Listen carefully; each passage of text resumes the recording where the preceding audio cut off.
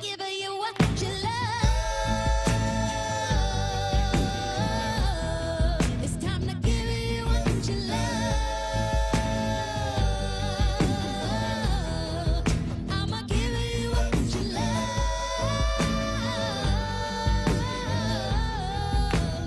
Give you what you love.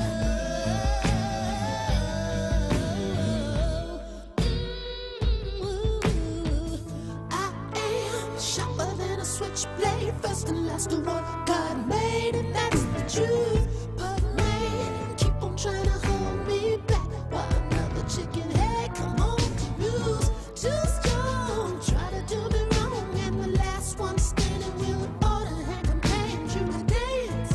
Oh, dance. Run tell your preacher and your teacher, I'ma give you what you love.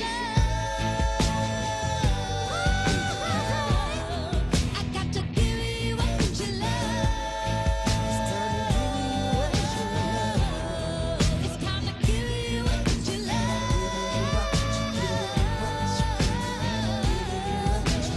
Give you what you love. Give you some love. Yeah, baby. I said I take your time, take what you love, baby, just enough, but never too much, baby. Take your time, take what you love, and when that baby cry, you better look at that, baby. Take your time, take what you love, baby, just enough, but never too much, baby. Take your time, and when it give me some love, won't you give me what you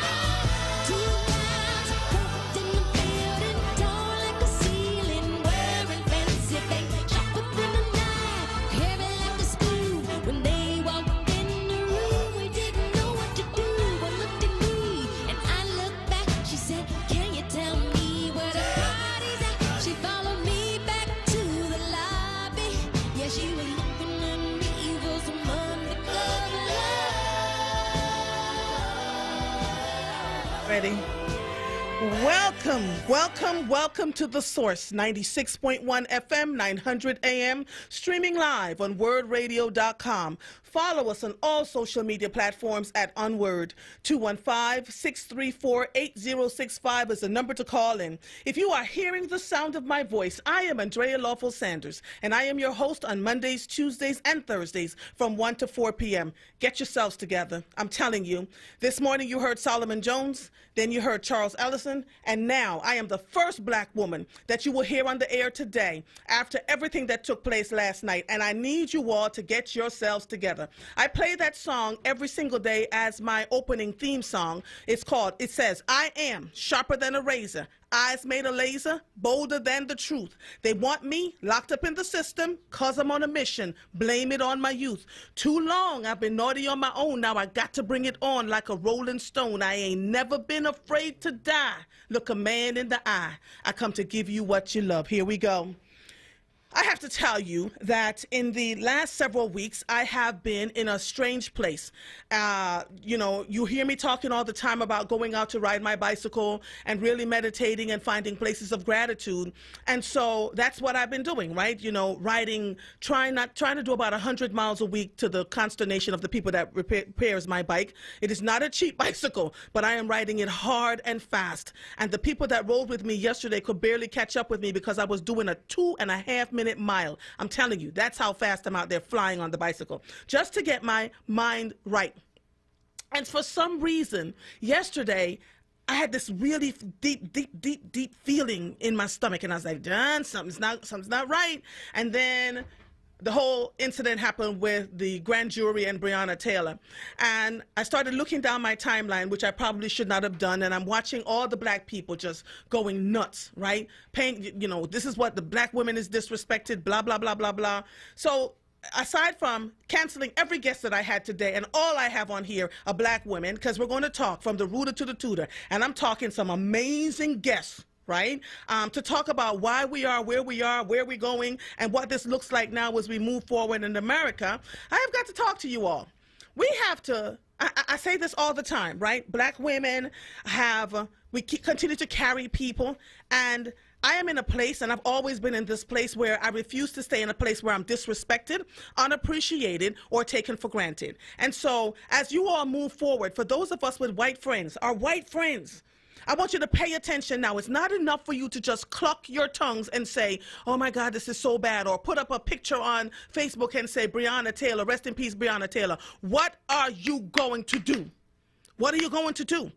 There are white women that are our friends, that are trying to, talking to us. You want to have dinner with us. You want to commiserate with us. You want to hang out with us. You want to say you have black friends. But aside from that, what are you doing to support and help us? What are you willing to give up to make sure that we have what we need in these United States of America? Because quite frankly, we are tired, and we've been past tired, right? I'm from Jamaica, and so there's a lot that African-American women, black women that are born and raised here will put up with that I will not put up with, and I am unapologetic about it, right? But after yesterday, I'm looking at this and I'm going, we've got to be better. So if you want to be our friends, white women, if you want to be our friends, let's start with this. Go get up and vote. Go vote not against your interest, but for your interest. In 2016, you sat on your hind parts and you made all these comments about, we should go vote because this is the right thing to do. You had the opportunity for the first time in your lifetimes to vote for a white woman to be president of these United States, and you went behind the curtain, and 53% of you voted for the current president that we have. And then you went out and you had all these marches, and you put on your little kitty cat hats, and you were carrying on and going on and doing all these things. Why are you, it's like throwing the baby out with the bathwater. Why do you vote against your best interest and take us with you? 91% of African-American women, 91%, whether we had college degrees, whether we didn't, whether we rich, whether we were poor, we voted for Hillary Clinton because we were so excited to have a woman president. And so here's the deal. I'm over it. I'm over it. You can hear it in my voice, beyond over it. We now have on this radio station, every year, every day, especially on my radio show, I keep getting on here, we need to vote, we need to vote, we need to vote. You all are putting black pressure on black people to vote consistently, right? When we're the ones that are voting, when what you're really doing is asking us to vote to cover up for the white women who are going to go back into the polling booth and do the same diggity dang thing again. The same thing again. It's your sons that are out here creating mass murder. It's your sons that are sitting up and being the CEOs of organizations that are not doing what they're supposed to do. It's your husbands. And at some point, we have to stop and figure out, what are we going to do beyond having basic conversation about, I feel so sorry for this. You say all of this, and then when we say to you, put children in honors and advanced placement classes, you don't do it because, oh, maybe it's too much for them. Or what about my baby? If I put your baby in the honors classes, I can't put my baby in, and I want my baby to be competitive in some of the best schools in the country. Where do you give up some of your power to make sure that people have a decent and just basic and decent life? And we have got to do better. I am sick and tired of us having this conversation, and we continue to, be mealy-mouthed about it, and we continue to, oh, I'm so sorry to hear, and then you go behind closed doors and you do the same diggity-dang thing. If you're not voting, but you're in a position of power, white women, take that position of power and turn it into something that can help bring up other people. Don't sit in your chairs and say things like, oh, well, we can't find any qualified black people. If I hear that one more time, take the CEO of Wells Fargo out of it for a second. This continues to happen in school districts, in organizations, in the highest echelons. The C-suite, very few black people in it. Very few black people. And we sit there and act like we should be grateful. Y'all sit around and act like we should be grateful because we're sitting in those C-suites or that we have the authority to do what we need to do. Sorry, we earned it. Black women are the most degreed group of people in this diggity dang country, right? We are the smartest. You have sat on our backs. You have sat on our bellies. You have told us we should do whatever you ask us to do, and we're done. We're absolutely over it. So let me keep going because since I'm here and I'm all the way in, let me talk to the black women who have incredible amount of power and then take that power and use it to coddle the men around them. They take care of the men, they support the men, make sure the men in the organizations do get what they need to do, and the black women that you work with are considered second-class citizens in the way that you talk to and treat us. Hello? Hello? So when we're asking other people to treat us well, when we're asking white women to treat us well, what are you doing? Right? When we call unto you and we're sitting here and we're doing the best that we can to make sure that your organization or where you work is or where you are, the places that you own are doing well, and you step on us and treat us like you could live or die with, you could deal with us or not deal with us at all. You're part of the problem too, right? Step up and be better. Find some courage to stand in the gap and say, these are black women and I'm going to do what is right for them. But I'm telling you now, if you are a black woman and I find that you continue to do this kind of stuff, I'm calling you out. I am. Don't tell me I shouldn't speak about these things when you're part of the problem and not part of the solution. Let's just go all the way there. This country is sad enough with the other groups not supporting us. We don't have time to not support each other and ourselves. We just do not. Do I sound upset? Fortunately for me, I live in a family with sisters. I have 3 sisters. And every day I get on WhatsApp with my sisters and with my parents. We put our parents on a separate WhatsApp because as siblings, we get to talk about some things we just don't want our parents to hear and know, right? We just go in. And fortunately for me, I am able to reach out to my siblings and say, I am falling apart emotionally. This is killing me mentally. What can I do other than ride my bicycle? Those siblings of mine have wrapped themselves around me in an incredible way and are continuing to pull me through this. We have got to get better. What is coming down the pike in this country is not anything that any of you are ready for. So if we're going to sit in corners and be nasty, and if we're going to sit in corners and not support one another, if we're going to sit in corners and treat other black women as if they're not worthy, if we're going to choose to have white friends that are the only one to talk to us in theory, but when it's time for them to step out of the plate to do what they need to do, we're going to have to, something's going to have to shift, America. And not tomorrow, and not after the elections. This is crazy. We have got to be better at this. So, I've always been this way. But I'm telling you now, if you see me walk away from something or somewhere, it's because I feel unappreciated and not valued for the work that I bring to the table. I'm too old. I am too old, and us black women are too old to be walking around feeling unappreciated and crazy all the diggity dang time. Thank you, Mike. Mike, I told Mike, I said, I'm going in today. I'm over it. I am over it. Over it. And so for those of us who are constantly hearing the news and soaking up the news and trying to feed it into it and trying to give you the best that we know how to and doing it in a way that is good and right, who was looking out for us? It is horrible. I went to bed at 6 o'clock yesterday evening just so I wouldn't have to deal with the stuff that's on social media. But we've got to be better. So I'm holding white women accountable. If you want to be our friends, white women, and you want to be seen with us and to take pictures with us and to have dinner with us and to be seen in spaces with us, then you're going to have to give up something, okay?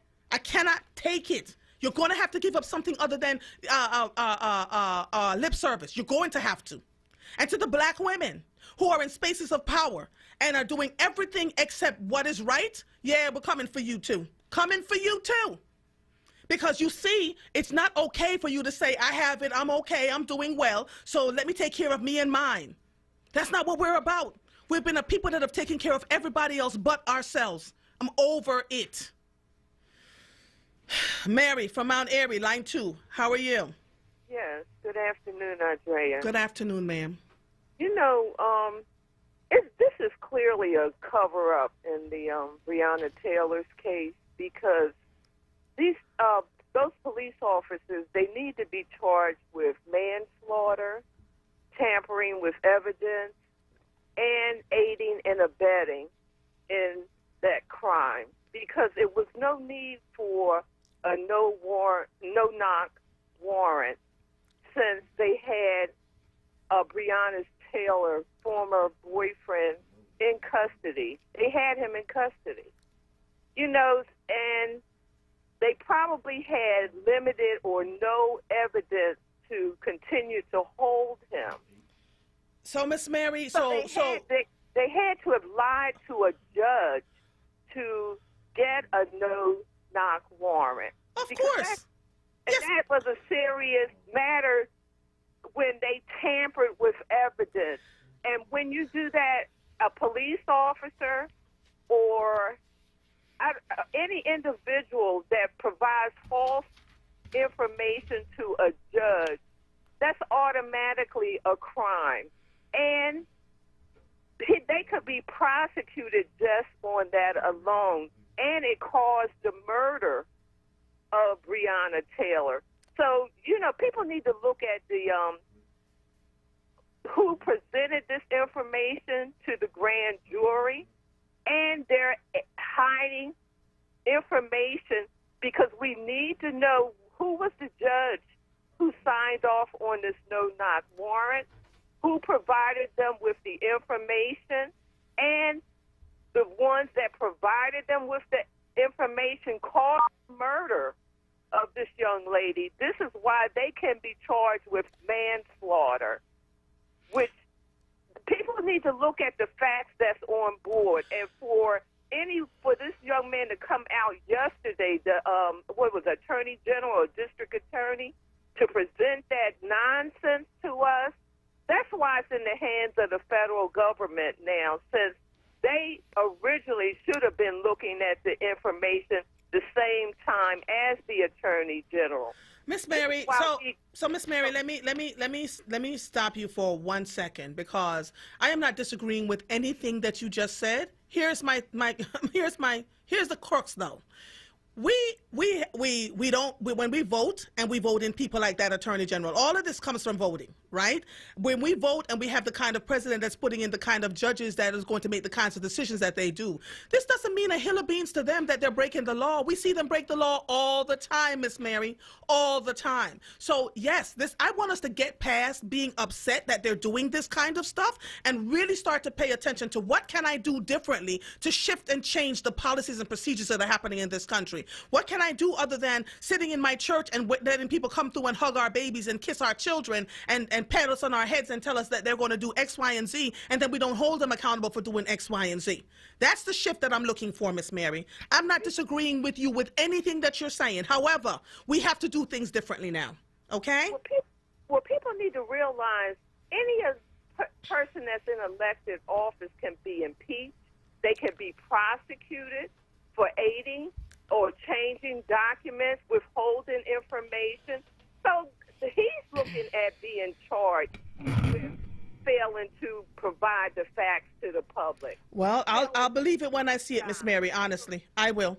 He has a lot of people behind him, a lot of powerful people that are going to continue to support him, and we all know he's a black man who is married to Mitch McConnell's niece. And so there's lots of people that will shuck and jive and hide him in the shadows because they're putting him front and center to do what he needs to do on their behalf. We all know. Blind eyes can see. There's lots of evidence that states otherwise than what he put forth. But here we are. So I got to take a break, Miss Mary. Thank you so much for calling in, okay?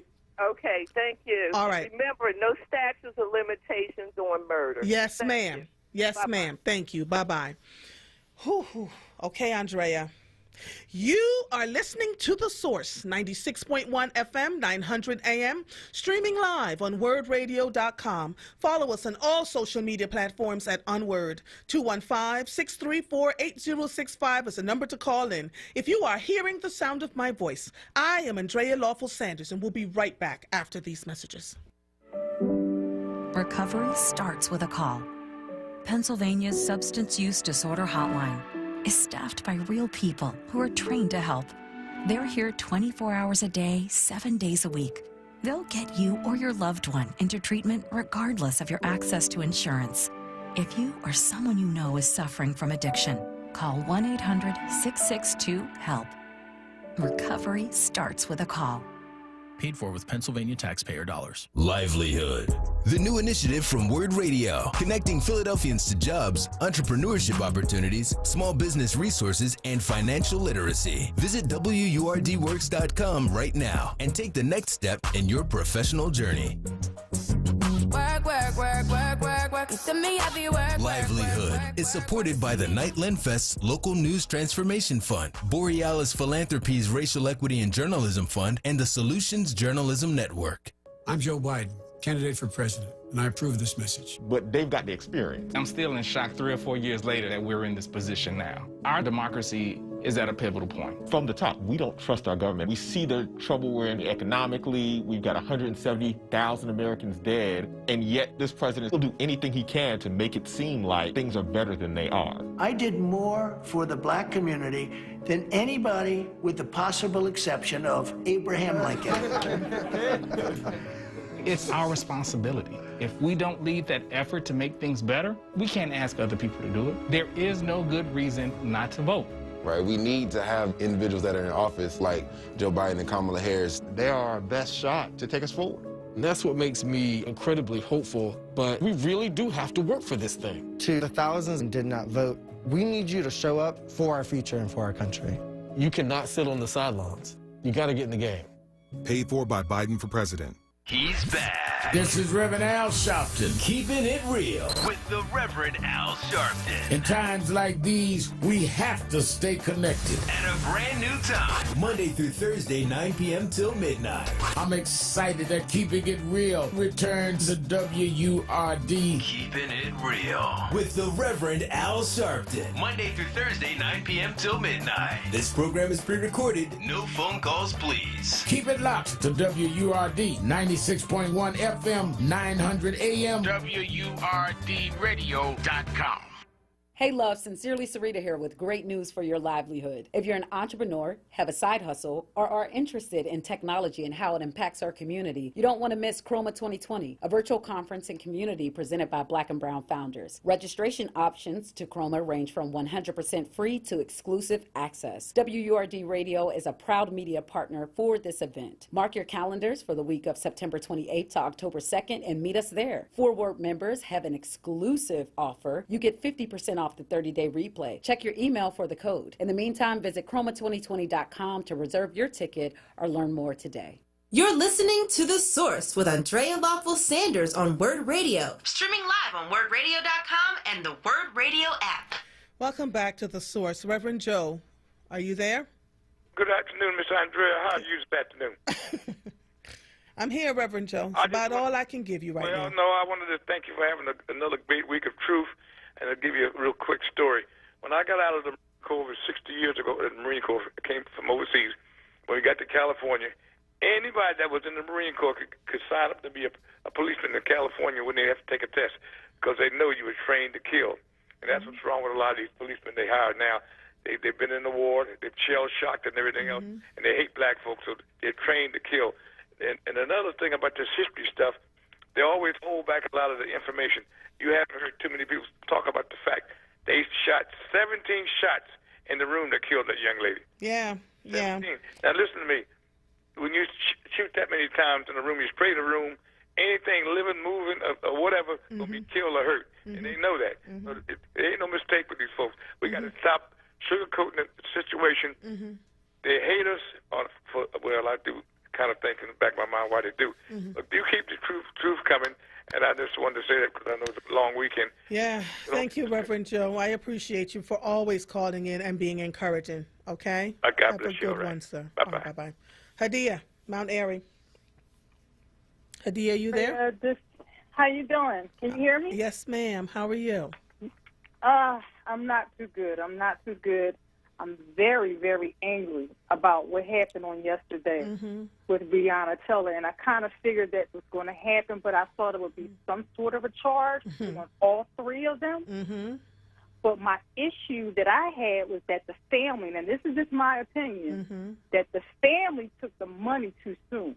I think that they should have waited. I think the lawyers should have told the family, look, let's get a charge first. I understand there's some different type of logistics and different things like that, But in my opinion, I think that they should have waited, because when you take that money, it's almost as if, well, they got the money. It is what it is. We can move on. But you know what, Miss Hadia, can I say this to you? There should be, in America, it's either or for us as black people. It should be both and. They should be able to pay her the money and still have justice served. It should be that way for us. But they always make it feel like it's either or. Either you take the money or you get the charge. But there's no clear path to justice for us, right? As black women specifically. And that's why when I tell you all, own yourselves, own your voices, own who you are unapologetically. Because whether you do it or you don't, you're still going to be tried, right? People are going to still come after you and treat you horribly. So, yeah, look, I ain't mad at them for taking the money, because I knew deep down in my gut it was going to turn out this way. It took them too long to even send it to the grand jury. So you knew they were trying to find ways around it. The other clue was they started battening down the hatches and boarding up buildings before the verdict was read. So they knew what was coming. That's right. I noticed that. But you know what, Andrea? Let me say a couple more things, and I'm going to get off. I also believe with Kenneth Walker, the boyfriend, the one that shot, I think they're going to turn this right back on him. They're trying to. They've been trying to. I think they're going to go right back to the table and say, you know what? He shot first. He shot first. Yeah, but did they were they in the right place? They broke into, were they even in the right place? I don't know all I got to go back and look at all the information, but I'm going to say this last thing.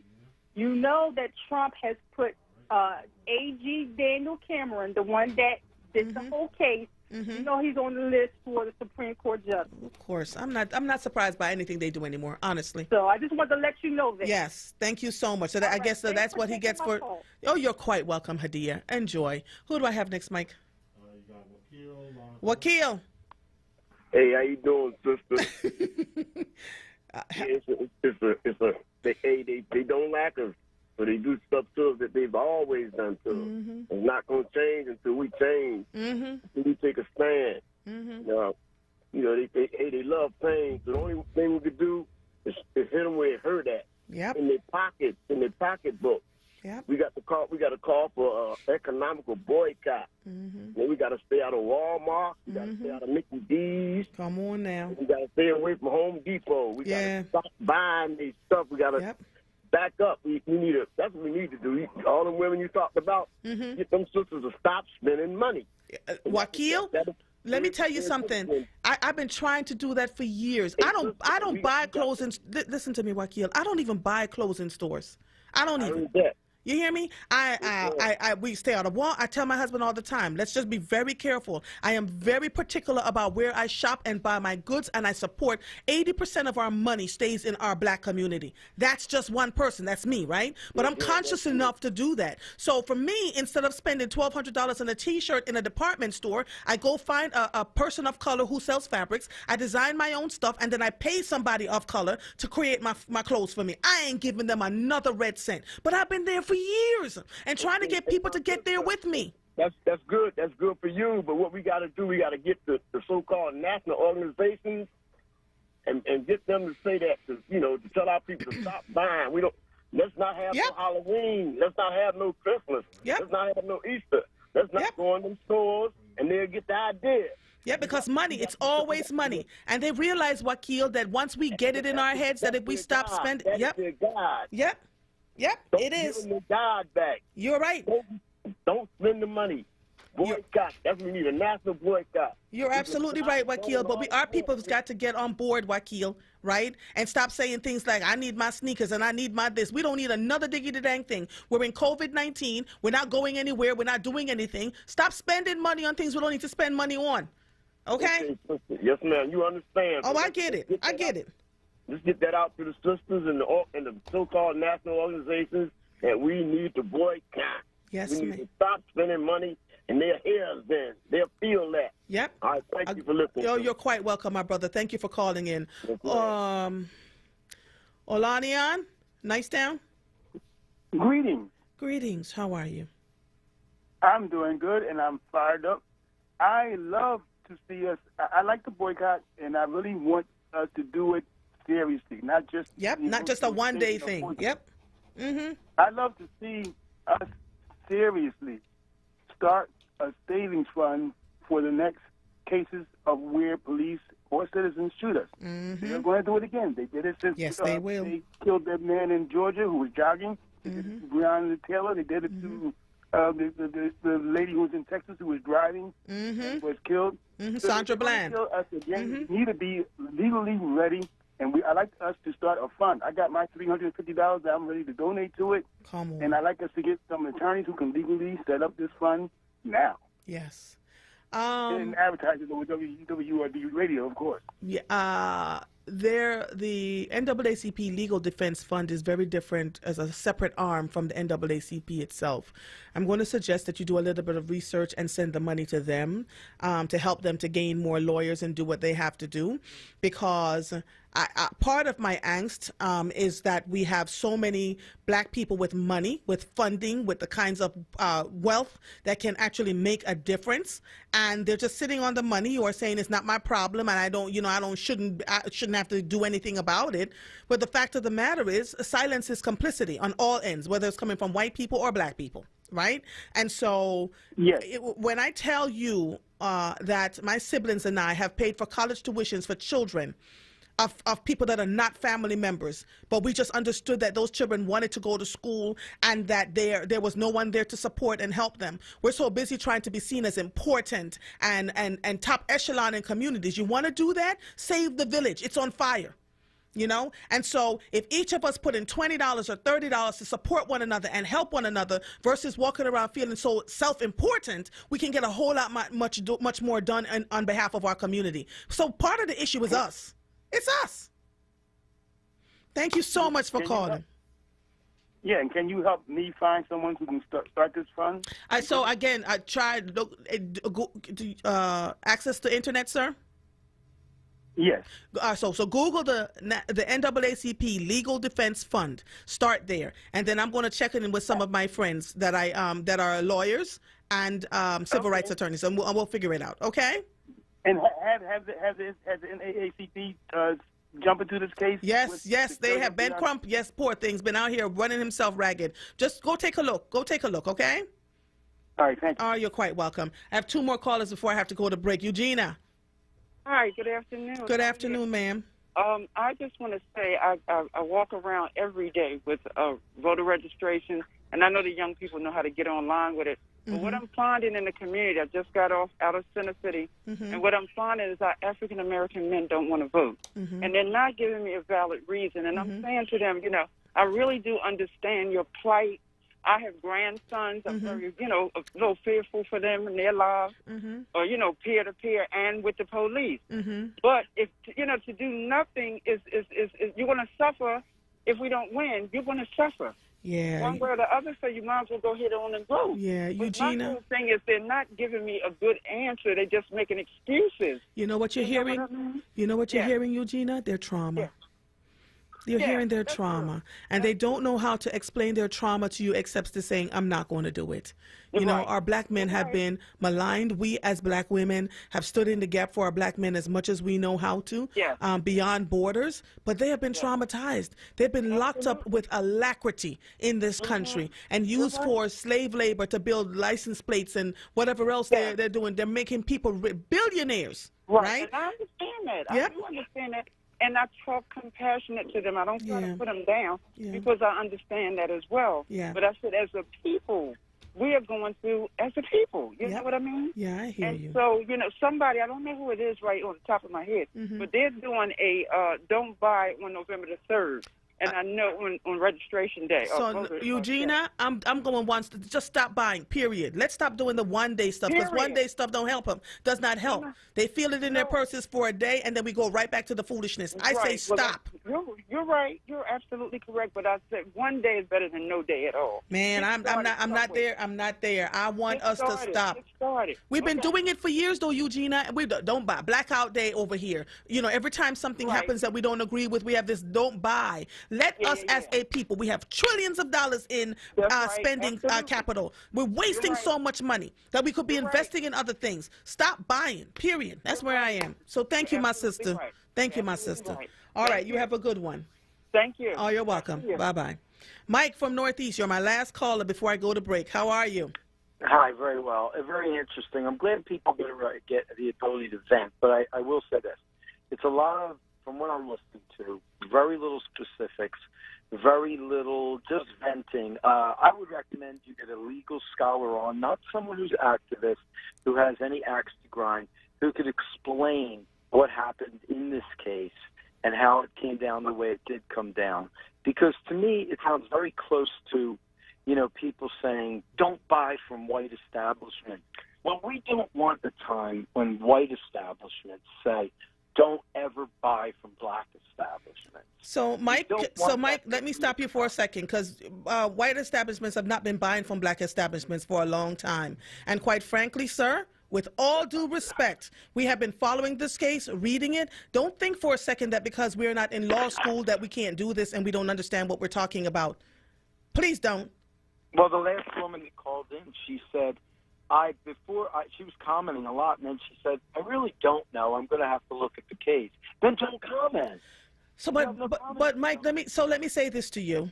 Yeah. It's hard for people. I wasn't born and raised in this country, right? But for the average African American person that was born and raised here, the trauma is very real, right? And when you don't understand that trauma, you're right. She said she don't know a whole lot about it, but that's her opinion, and that's okay. The same way you're able to call and voice an opinion, she can too. Is that all right? I think, yes. I think it's good that they do get to vent. I said that first thing. But I do think that, specifics. Let's get a legal person on that can sit down and say, this is why it went this way. Well, you are in luck, because the next person on at 1:41 is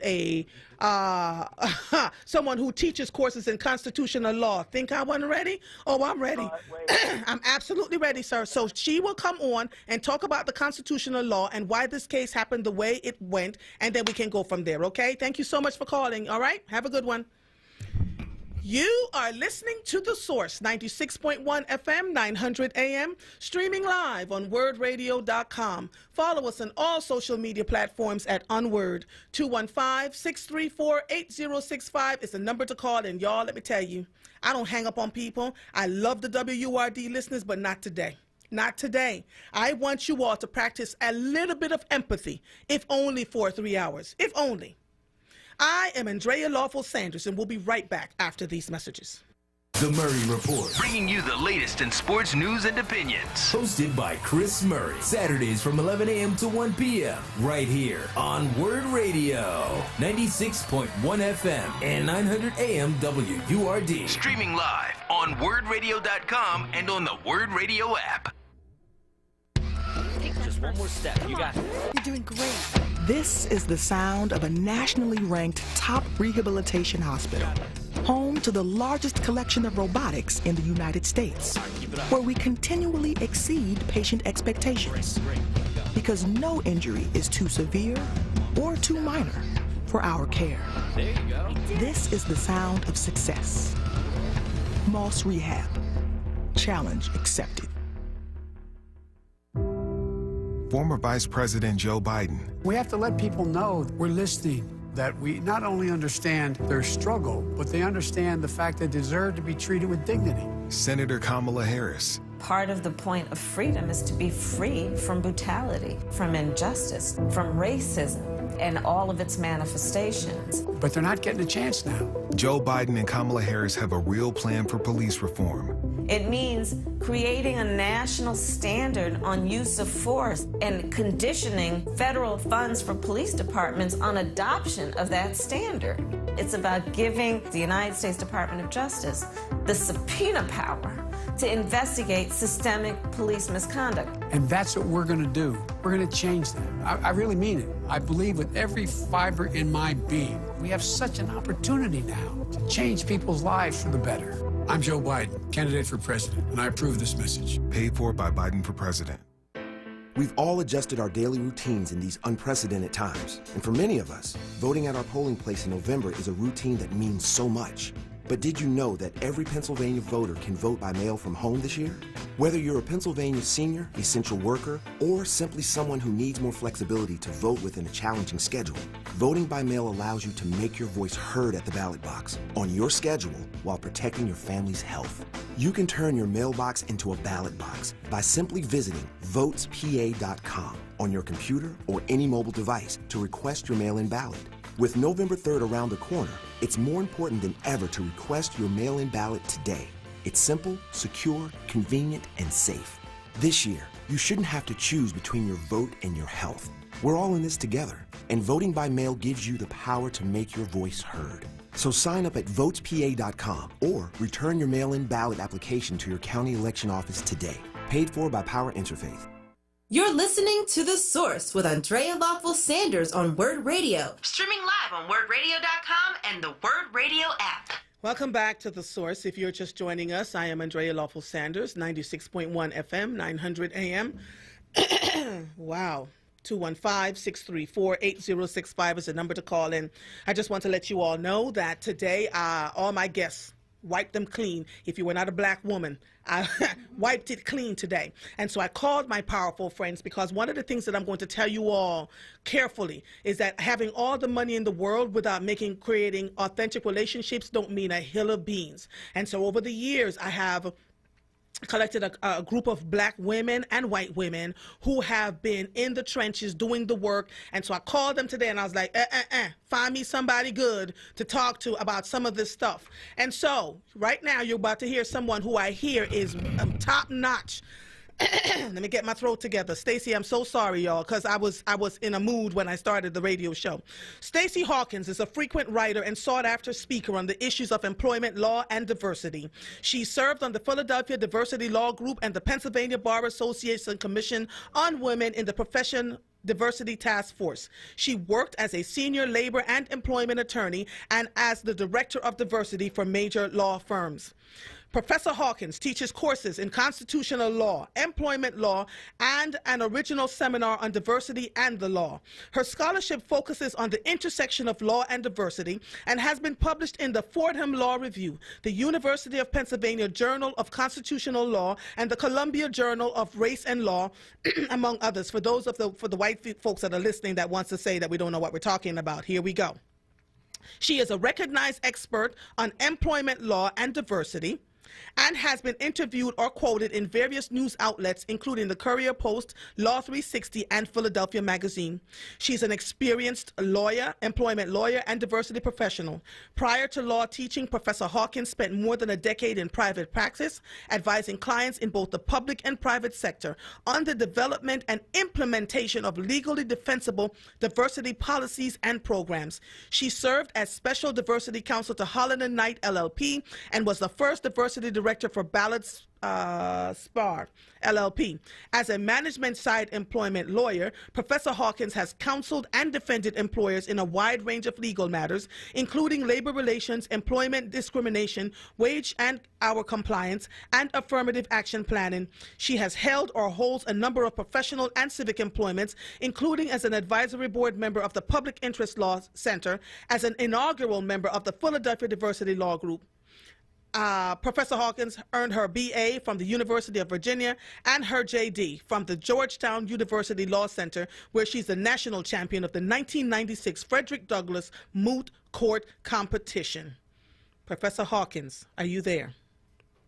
Thank you for that. 1996 was a long time ago. Whew. But listen, I needed people to hear your credentials because they like to dismiss and diminish.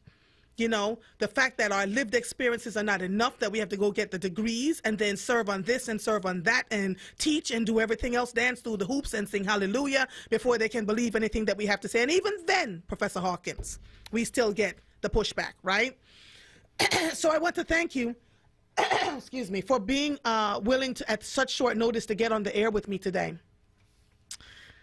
I needed someone. I needed someone to talk to me about the Breonna Taylor case. What did we miss? What are the legalities of the law? And should black people, I already know the answer to this question, should black people be as upset as they are right now, Madam? Absolutely. Absolutely. And I think it all boils down to what so many people have been saying over the course of certainly the last few months since the George Floyd death, but even years now, you know, not just beginning with Trayvon Martin, but going even further back, that the criminal justice system, the criminal law system is not designed to provide justice to and on behalf of Black people. It's just not the way the system is designed to work. So we should not be surprised when it fails to deliver us justice time and again. And so in the Breonna Taylor case in particular, there were a couple of problems, you know, most notably that no-knock warrants were not made unlawful until after she was killed.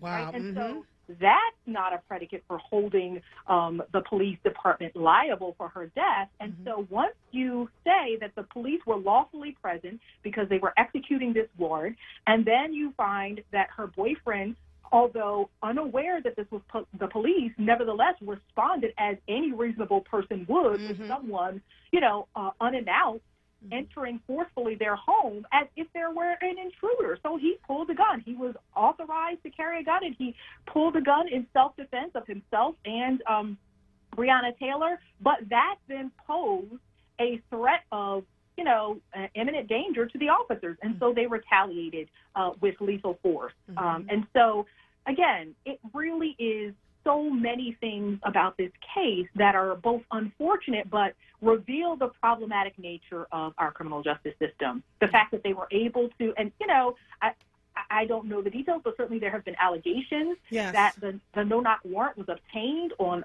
false representations on behalf of the police department. And so that's problematic, right? We know that there's a lot of corruption in law enforcement, and that people, you know, particularly when they're trying, you know, aggressively to pursue criminal matters and investigations, that they don't always follow the rules. I mean, we saw that, for instance, in the Ava DuVernay, When They See Us. You know, they take full advantage, not just of loopholes in the system, but they pervert the system. And oftentimes it is not only to our detriment, but sometimes to our death. And then they turn around and they use that very same system as a shield, right, against liability.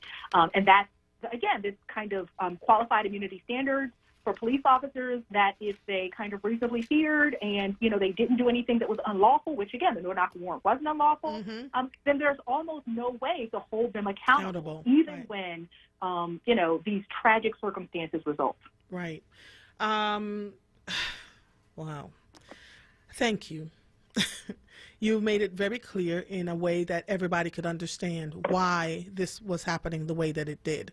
So what's next now, right? Do we continue to, because I have all these updates, you know, police officers were shot, protesters were all over the place. Do we continue to protest? What recourse does the Black and brown community have? And especially for those of us as women who are constantly targeted and treated like second-class citizens in a country we're born and raised. We should be doing anything and everything we can. We should be absolutely protesting and taking to the streets. We should be putting public pressure. We should be exercising our First Amendment right, right, of peaceable assembly. I have to emphasize, right, although we know, right, no justice, no peace, but, you know, I do think that we have to recognize that, you know, violence only exacerbates the problem, right? But we absolutely should be gathering together. We should be protesting. We should be holding public officials accountable. We should absolutely be registering and making sure that we vote, because the only way that we can change the system is to elect people who are willing, right, to be progressive in their vision of what criminal justice looks like. And so when we're talking about the wave of progressive district attorneys and state's attorneys that swept through the country, not only in 2016, but then in 2018. It really is so helpful to understand that we have to be active participants in our democracy.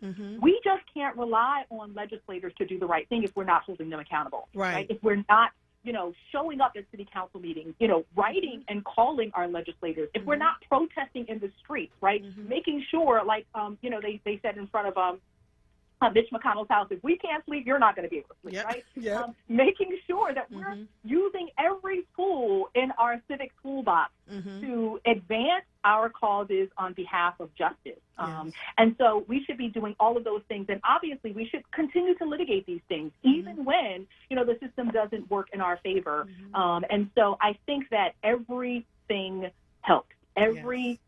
Every tool in our toolbox needs to be deployed in service to social justice. Okay. Here's my question, my next question. Thank you so much for that. It is well known that Black people, Black women in particular, are avid voters, right? 91% of us voted in the last presidential elections. We are always showing up for the local votes. And people come into our communities and tell us, including other Black people, you've got to vote this way because they're better than this group, right? But we do realize that we only make up 12 to 13% of the country. And so we can't save everybody every single time, as you saw in the last presidential election. Here's my question. And you can say you don't want to. Is it time for us as Black women to put up our own candidates? Because we're ready to split votes down the line, right? Which would then start to shake up folks and make them do what they want to do. That's how Ayanna Presley was brought in. The Democratic Party didn't want her, didn't acknowledge her until after she ran anyway and won in the primaries, and then all of a sudden she was the best thing since sliced bread, right? And she's still facing all kinds of issues. I met the woman who is the top prosecutor in Chicago, who sat in a room with us last year at the United States of Women conference and talked about the fact that she got death threats all the time, Black woman, and that she had to find wise ways to help her. Is there ways for us? Is it time for us to start putting up our own candidates, to start splitting these votes so that people start to take us seriously?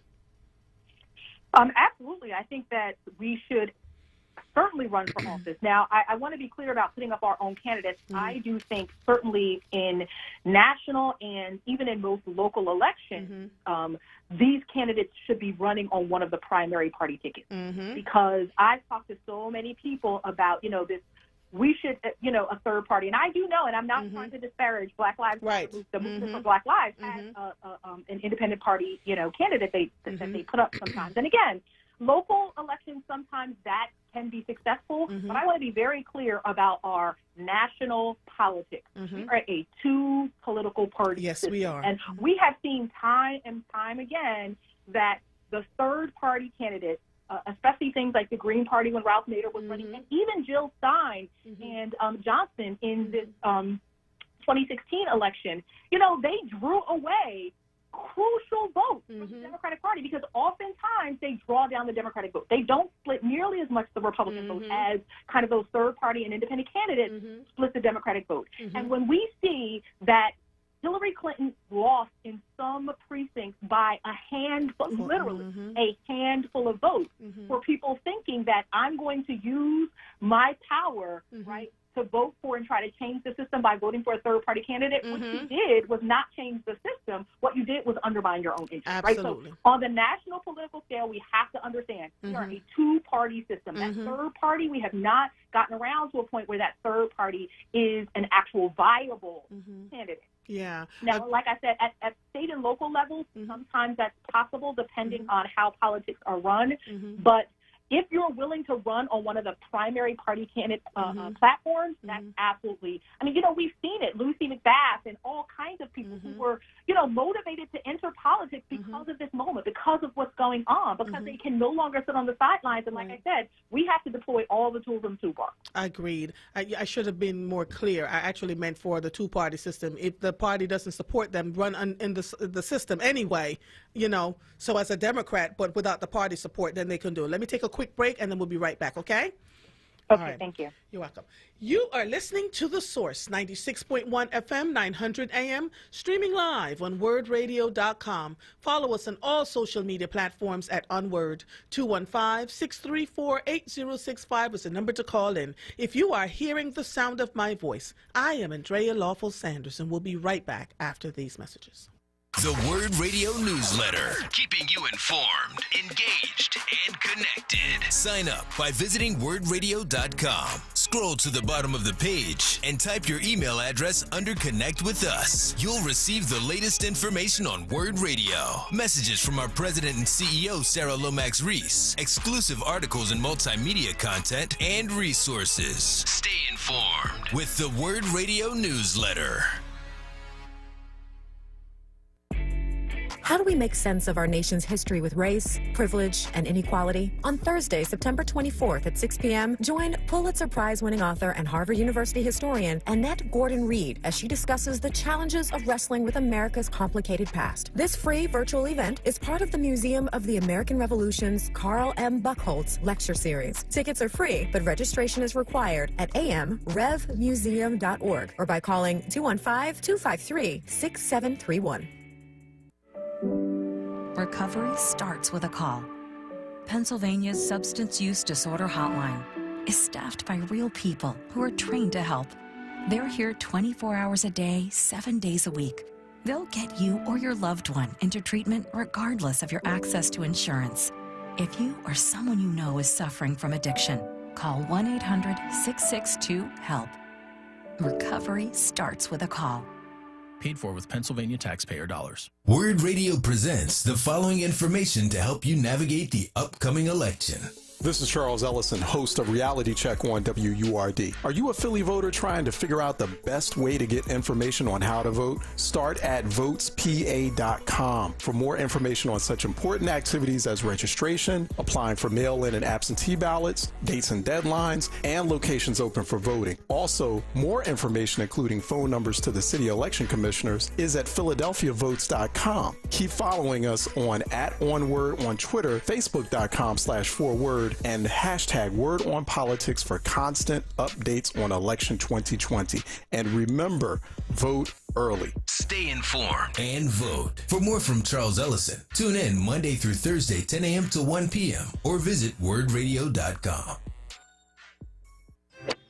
Trump spends his time golfing, while COVID-19 hits the black community hard. It's not just wrong, it's immoral. We need Joe Biden. Joe takes COVID-19 seriously and understands the economic and health impact it's had on our community. Joe will listen to the medical experts, and he will protect Obamacare. Trump, he won't even wear a mask. Request a ballot now. Make a plan to vote. Our lives depend on it. Paid for by Ask Me People, which is responsible for the content of this ad. AskMePeople.org. Not authorized by any candidate or candidates committee. Till earth and heaven ring. This is Word Radio, 96.1 FM and 900 AM WURD Philadelphia. Black Talk Media. You're listening to The Source with Andrea Lawful Sanders on Word Radio. Streaming live on wordradio.com and the Word Radio app. Welcome back to The Source. Before we go back to Professor Hawkins, who teaches constitutional law and employment law, Lord, I'm so happy to have her on. Let me take a quick call from Derek from West Philadelphia. Derek, are you there? Derek? Yeah. Go ahead, sir. How are you? I have a solution. Okay. I know it's a big word right now, but I have a solution because it seems like it's impossible. But black people, please stop buying beer from the government. That's the first thing. Black people, please stop buying Gucci and Louis and Prada and all this stuff that costs an arm and a leg and then come right back in the hood in poverty. Stop doing that. Save that money for your kids and everything else in the household. And when they wind up with no money, they will look and say, we have to stop treating them the way we're treating them because we're losing billions of dollars. Yes. We make everybody rich but us. We make everybody rich. If we stop spending money now and forever, then they will come to us, but what's the problem? What do y'all need? Can we help y'all? Can we do this? Can we do that? Can we treat you? They will come to us and ask us, what do they need to do? We need to get it together. Stop supporting everybody else and start supporting your own people. And the black man, please stop shooting each other. Thank you so much. They don't respect us. When we kill each other, they don't have no problem killing us. We need to stop killing each other. Stop being just stop hurting each other and get together and demand respect. Okay? Thank you so much, Derek. Thank you so much for calling in. You have a good one. Professor Hawkins, I am making an assumption that you're a black woman. Indeed, I am. Okay. So, like everyone else, you've seen all the things that have been happening in the country. And how do you manage? What is your mechanism for staying strong in an America and doing the kinds of things that you're doing that we could learn from, if at all possible? It's a great question, Andrea, and I think that there are so many things that we have to do because preserving our own mental and emotional health and well-being is so critically important. So we definitely need to find opportunities to take care of ourselves, to engage in self-care.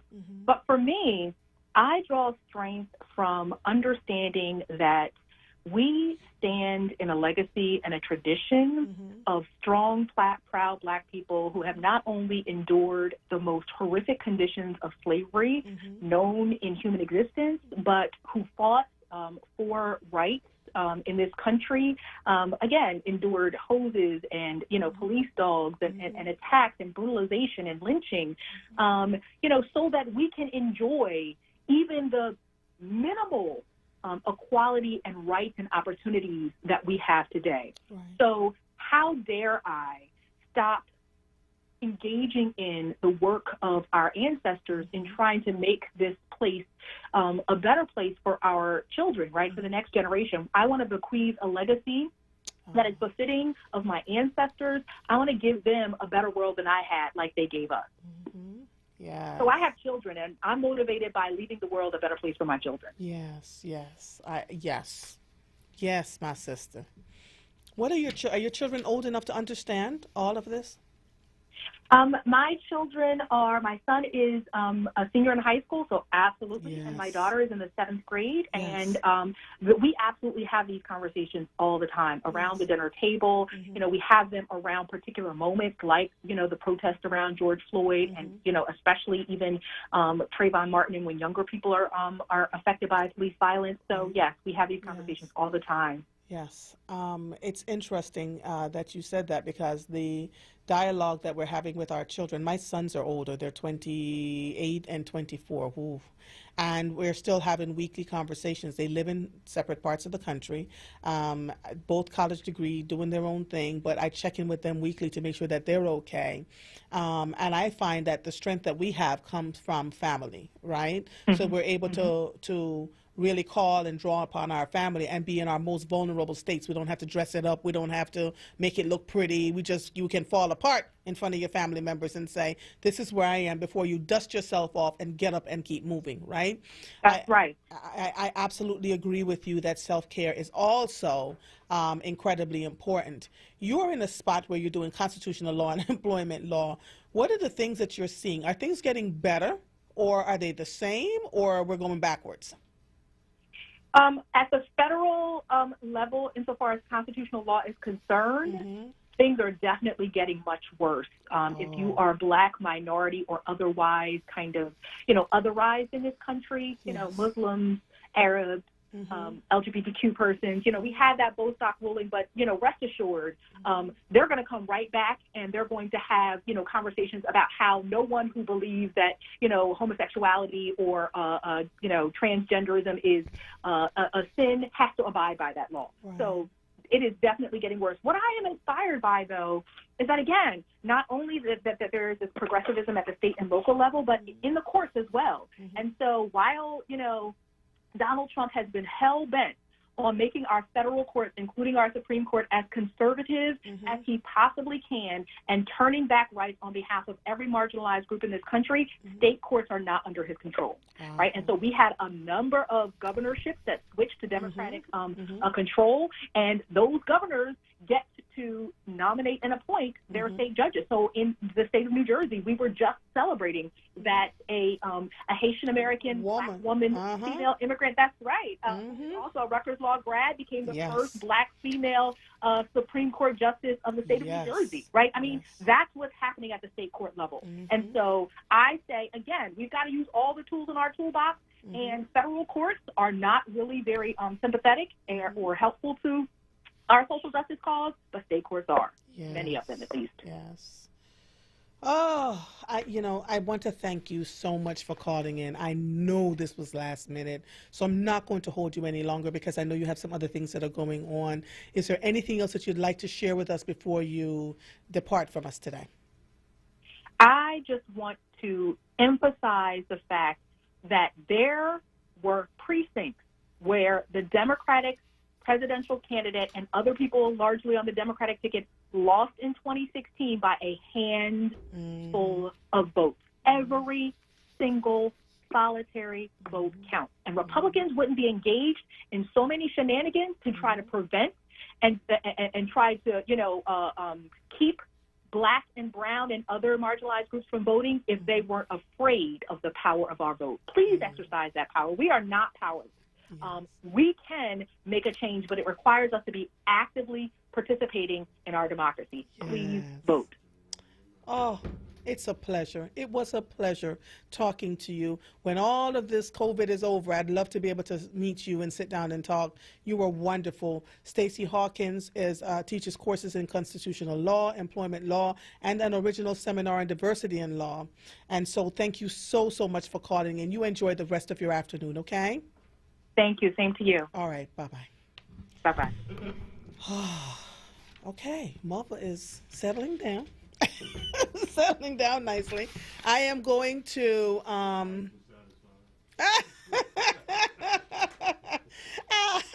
Mike is cracking up. I'm going to read some local news to you now. Philadelphia to remove 53 children from Devereaux's live-in facilities after it finds lax supervision. Another facility where we've been having these kinds of conversations. This is the Philadelphia Inquirer. It was written by Barbara Laker and Wendy Ruderman.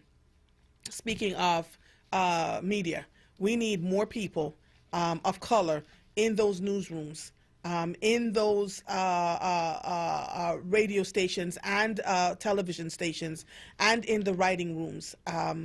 We keep having these kinds of conversations, and when the reporting is done, we often have to come back to the table because things are misinterpreted or we don't really understand the community that we're reporting into. And not saying that this is what's happening here. I'm just, as I read this, I was like, yeah, we need to have more diversity. And it is not the cool thing to say we're the only black talk media in this state, in the tri-state area. It's not cool. It is not something for us to be wonderfully happy about because we need more of this. Right? We need more emphasis where we can find people that are supporting and helping each other, and so that we can have spaces for black journalists to raise their voices and do what they need to do.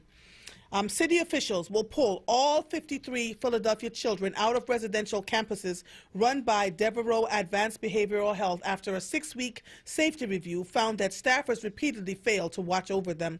We found staffers doing nothing. They weren't doing their jobs. Kimberly Alley, commissioner for the City Department of Human Services, said late Wednesday they were not watching the children, and if they were doing it, some of them were doing it sporadically.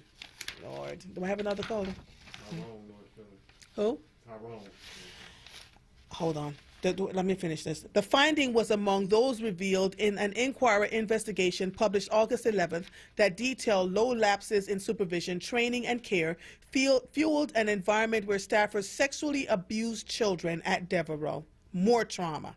The day after the story ran, workers with the city's Department of Human Services and Community Behavioral Health, contracted by the city to place Medicaid recipients in psychiatric residential treatment, were immediately dispatched to Devereaux's 3 campuses in Chester County. They talked to children, their parents, and Devereaux employees. The article raised issues around young people being sexually abused by staffers at Devereaux, and given the fact that Devereaux was our provider, of course we wanted to assess the safety of young people there, Ali said.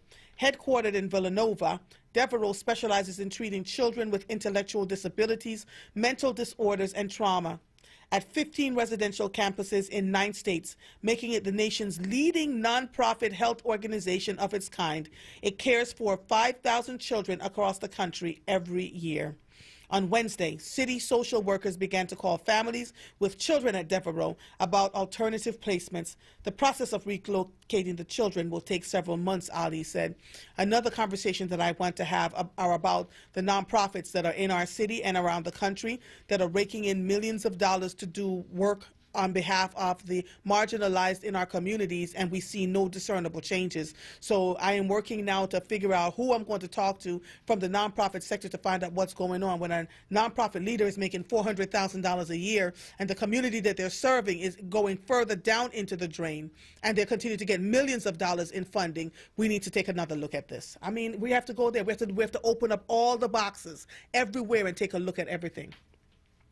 I think you better call Tyrone. Call him. Hey, Tyrone. Hello, Mother Earth. How are you, darling? What can I do for you? I'm like everyone else, recognizing we're going through another painful journey of injustice.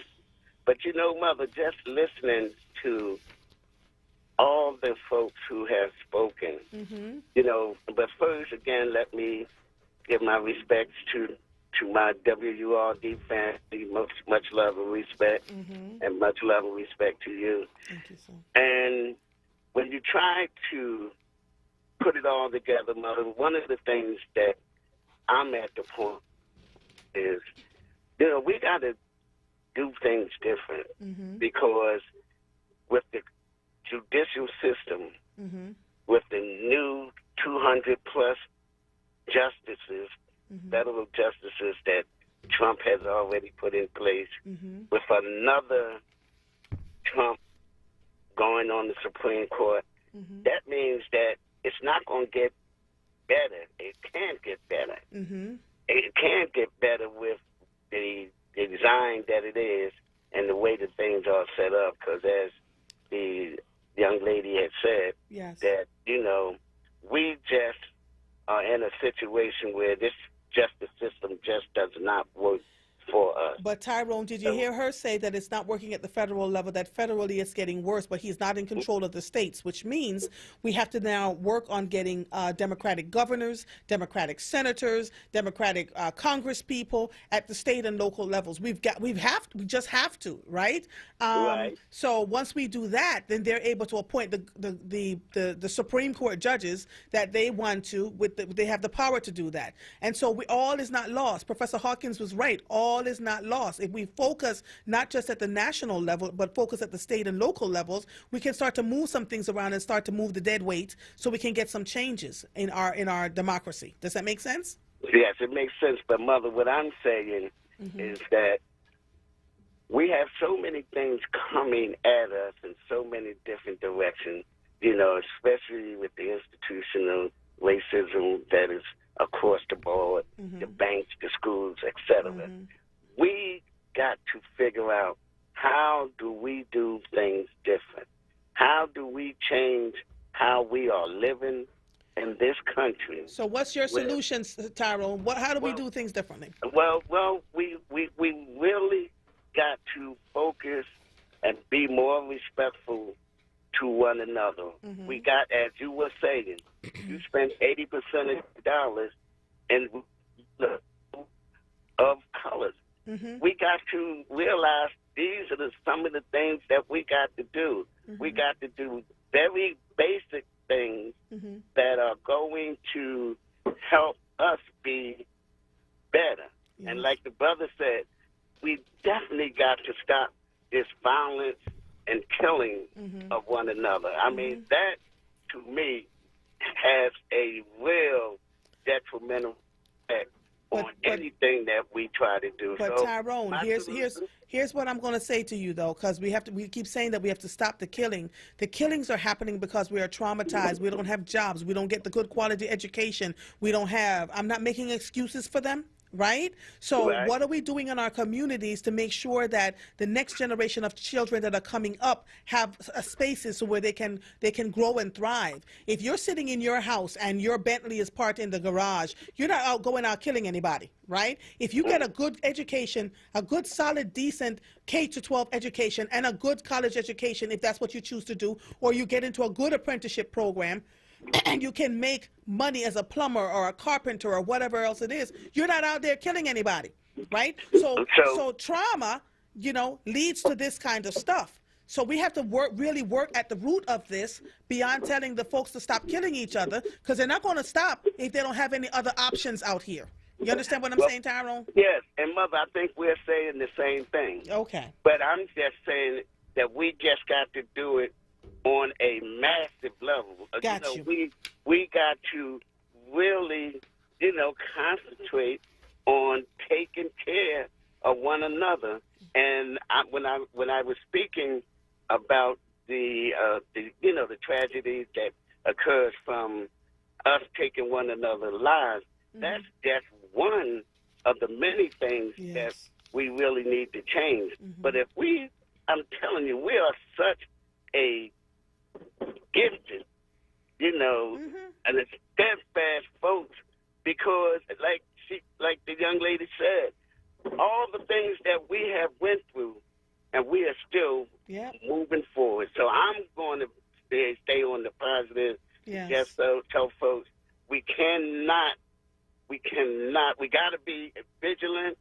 We got to stay strong, and we got to take care of one another. Thank you, Tyrone. Thank you, Mother, for allowing me to share. You're welcome, honey. You have a good one, okay? And you do the same. All right, bye-bye. Maurice, Southwest. Hey, Mother, I'm in trouble. Why?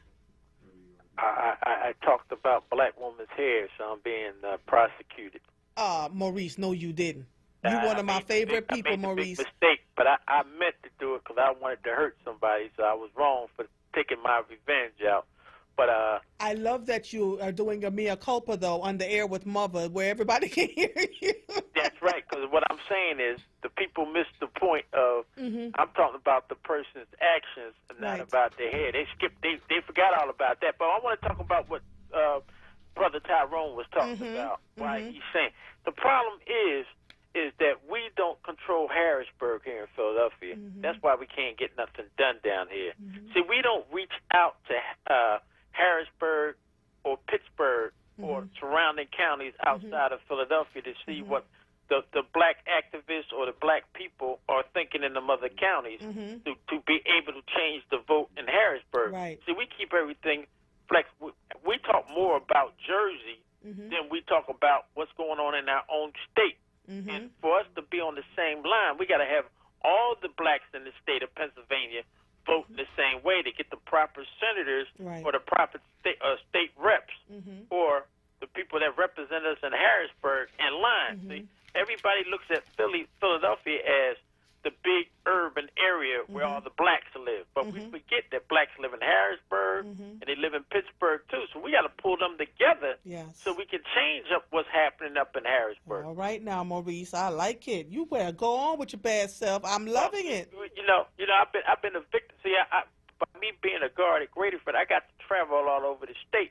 So I know how these different counties think. And I've seen plenty of black people in places you would never think you would see them, all out there in the woods. And we got to pull them together as a unit, because a lot of them are voting senators in their area because all they're thinking about is their area and not the state. That's why we're not getting what we're supposed to get. So we can all have the same mindset. We'll be able to make some moves in this state and win this state in this election. Right. We better do it soon because we only got, less than 40 days? Yes. We better do it now. Yes. To reach out. So, Mother, you go ahead with your thing. But all the black women out there, just want to say, I'm not coming down on your hair. I'm coming down on the person wearing the wig backwards. I don't even want to know. Goodbye, Maurice. Goodbye, Maurice. I'll talk to you soon.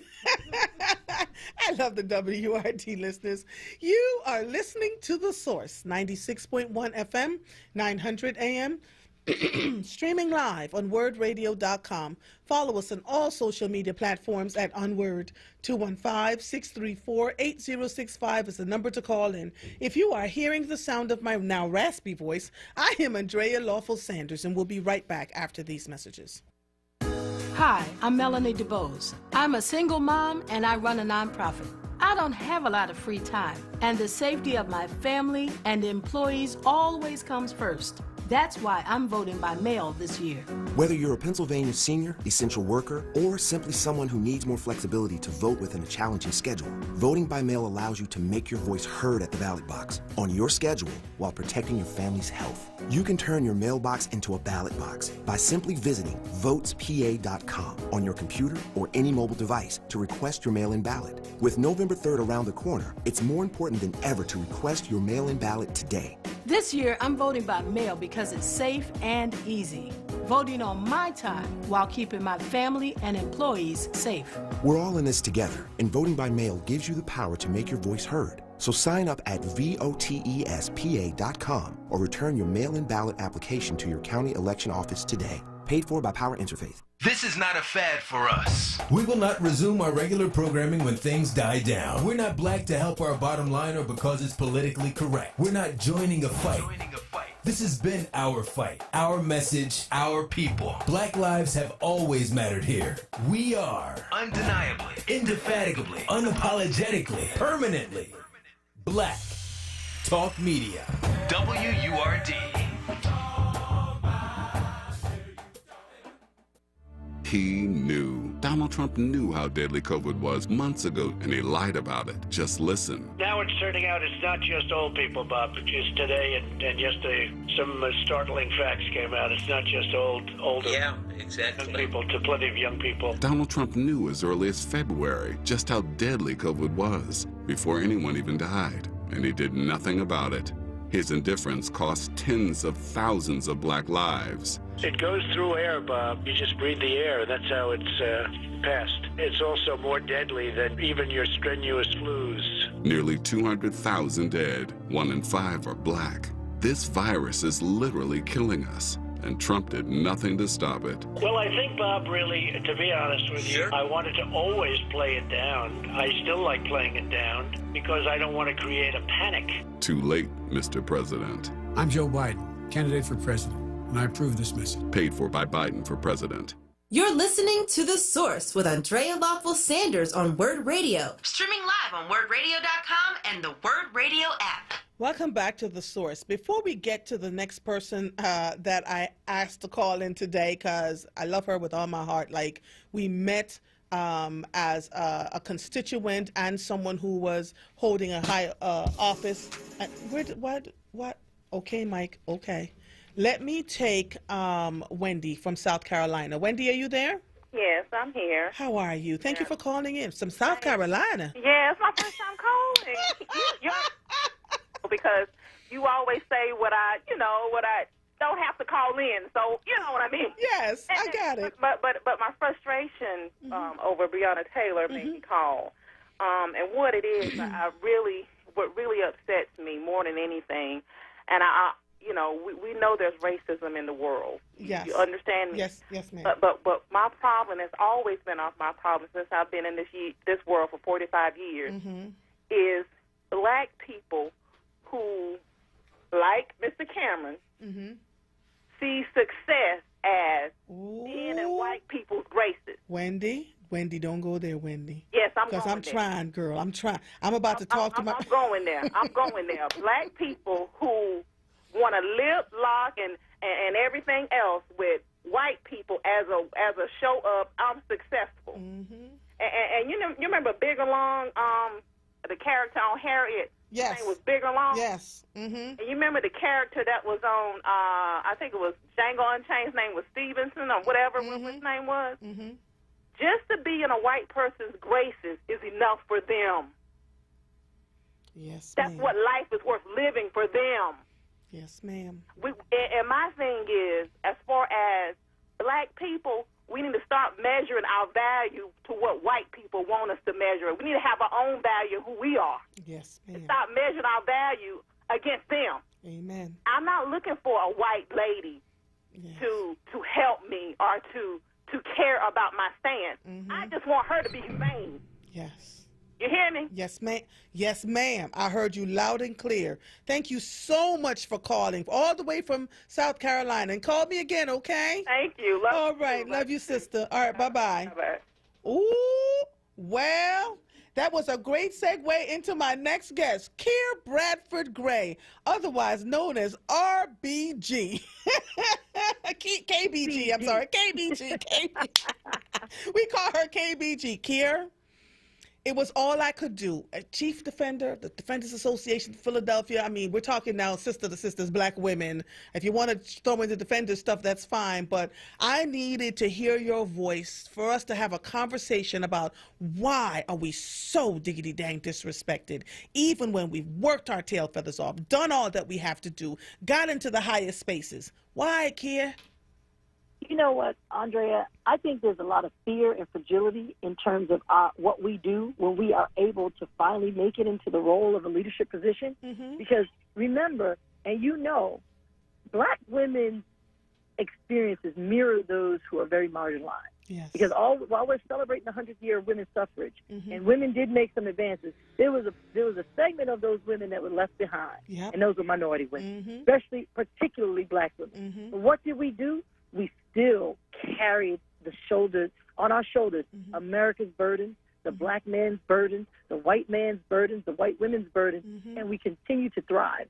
And now that it is our time, we are taking, and I say our time, tongue in cheek, because it should never just be a time for us, right? Right. Our role should be recognized, but now it's being recognized, and I don't know if it's genuine, if it's genuine or if it's not. But when we are finally able to show what our leadership brings, it is exposing all the things that those people who thought they were great at doing whatever it is that they were doing, that they probably weren't as great as they thought they were. So in other words, mediocrity. Yes. Because now black women are coming and achieving things that other people could not.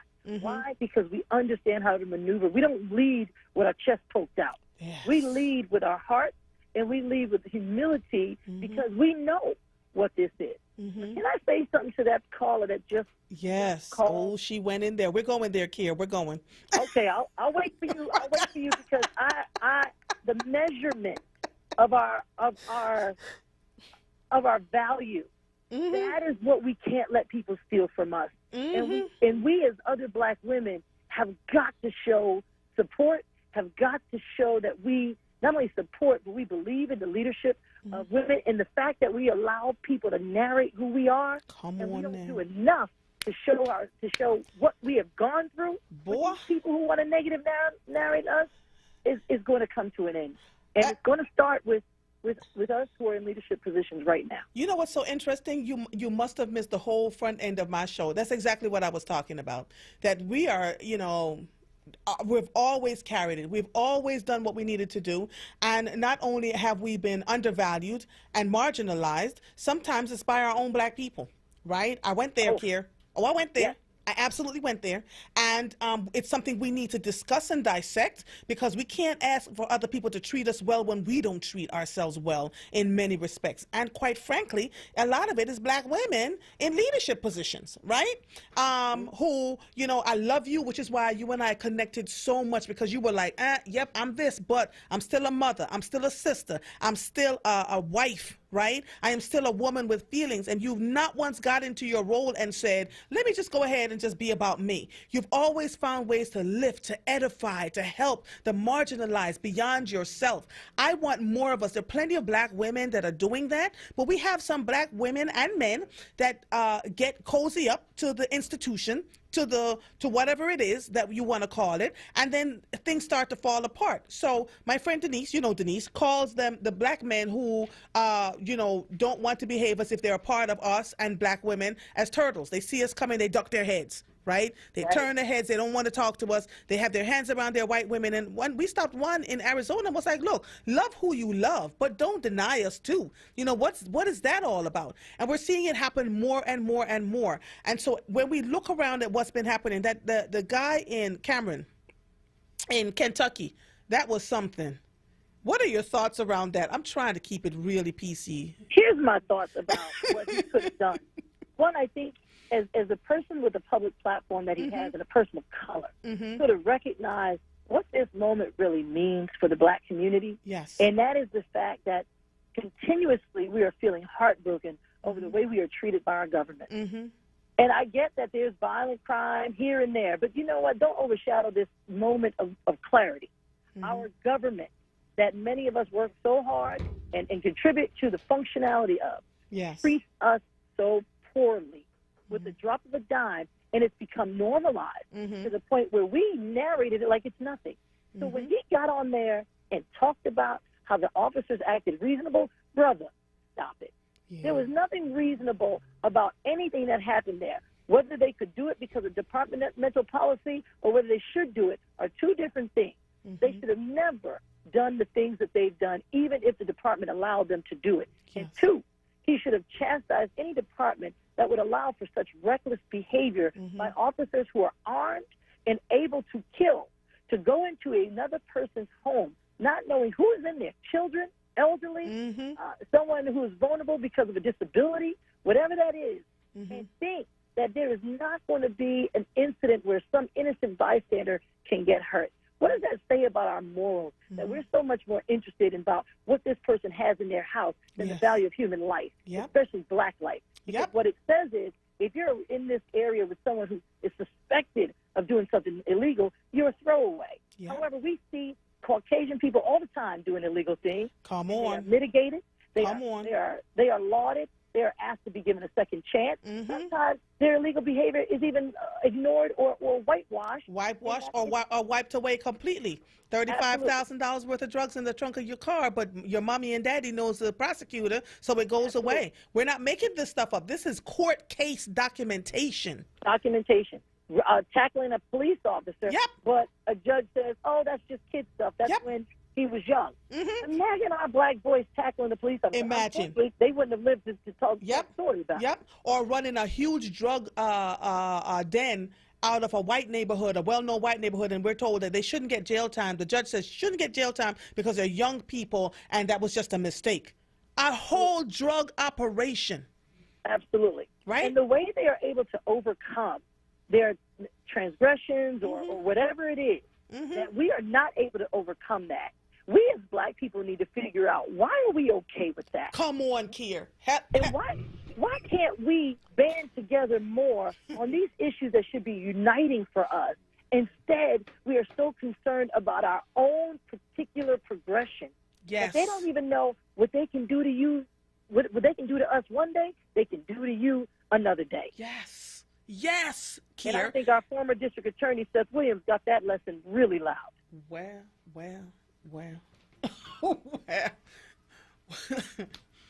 I say this all the time. When we're silent and we're afraid of offending people because, for whatever, name the reason here, and we're watching a whole group of people in our own community being marginalized because we're afraid of offending or making people's feelings hurt, then we need to take a double look at what we're doing and start all over again. Right? Because we are part of the problem and not part of the solution. Yes. And we're used to mask the institutional structural racism that continuously harms our ability to lead in the way that we could. I know the things that we're able to do under the adversity and the microaggressions and the undermining, and we're still able to thrive. Imagine what we can do if we were supported. Yes. Imagine what we could do if we supported each other, despite what it looked like, right? That's right. Instead of hiding in the shadows and pretending like, well, I've got mine over here, you got yours. I see that a lot. And so as you saw what was happening around the country yesterday, what was your response? How did you feel? What were you left thinking and feeling? I went to bed, child. What were you left thinking and feeling? I was left feeling hurt, but I wasn't surprised. I'll tell you that. This is not surprising to me because while Breonna Taylor's case is very public, there's so many other things and cases that are analogous to that, where the justified behavior of killing or harming or doing something negative to a black person is always swept under the rug. But I will tell you, I was more disappointed in the state's attorney. I don't know if he's an AG or state's attorney. I'm sorry, don't really follow him that much.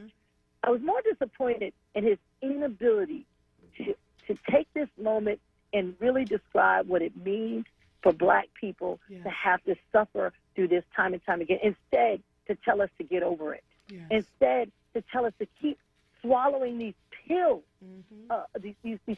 eating this humble pie, while we watch people continue to advance with their negative, bad, crude behavior, and this guy's sitting here backing that. And I tell you, I went to sleep thinking, this is not the end. Yeah, they may not have gotten charged, but we need to take this anger and truly move forward with better processes to govern us, better processes to ensure that we are not going to be at the forefront of a political warfare, and better opportunities. But don't have me step up and be a leader if you're not going to meet me with support. Don't give me the opportunity to say that I can do great things. And when I ask you for something like executive coaching or something like training, you don't make that available to me. Because then the messaging is that we don't want you to succeed. We want you to fail. Something that we would offer to other people, but we wouldn't offer it to you or to me because you're Black and you should be able to do it on your own. Meanwhile, they are not aware that we realize that executive coaching and other things like that are offered to other people who are just doing far less, right? Far less. And so the thing for me is, at this point, at this juncture, in my middle ages and stages, I'm calling it all out. I'm calling it all out. I am sick and tired of us hiding in the shadows and skedaddling.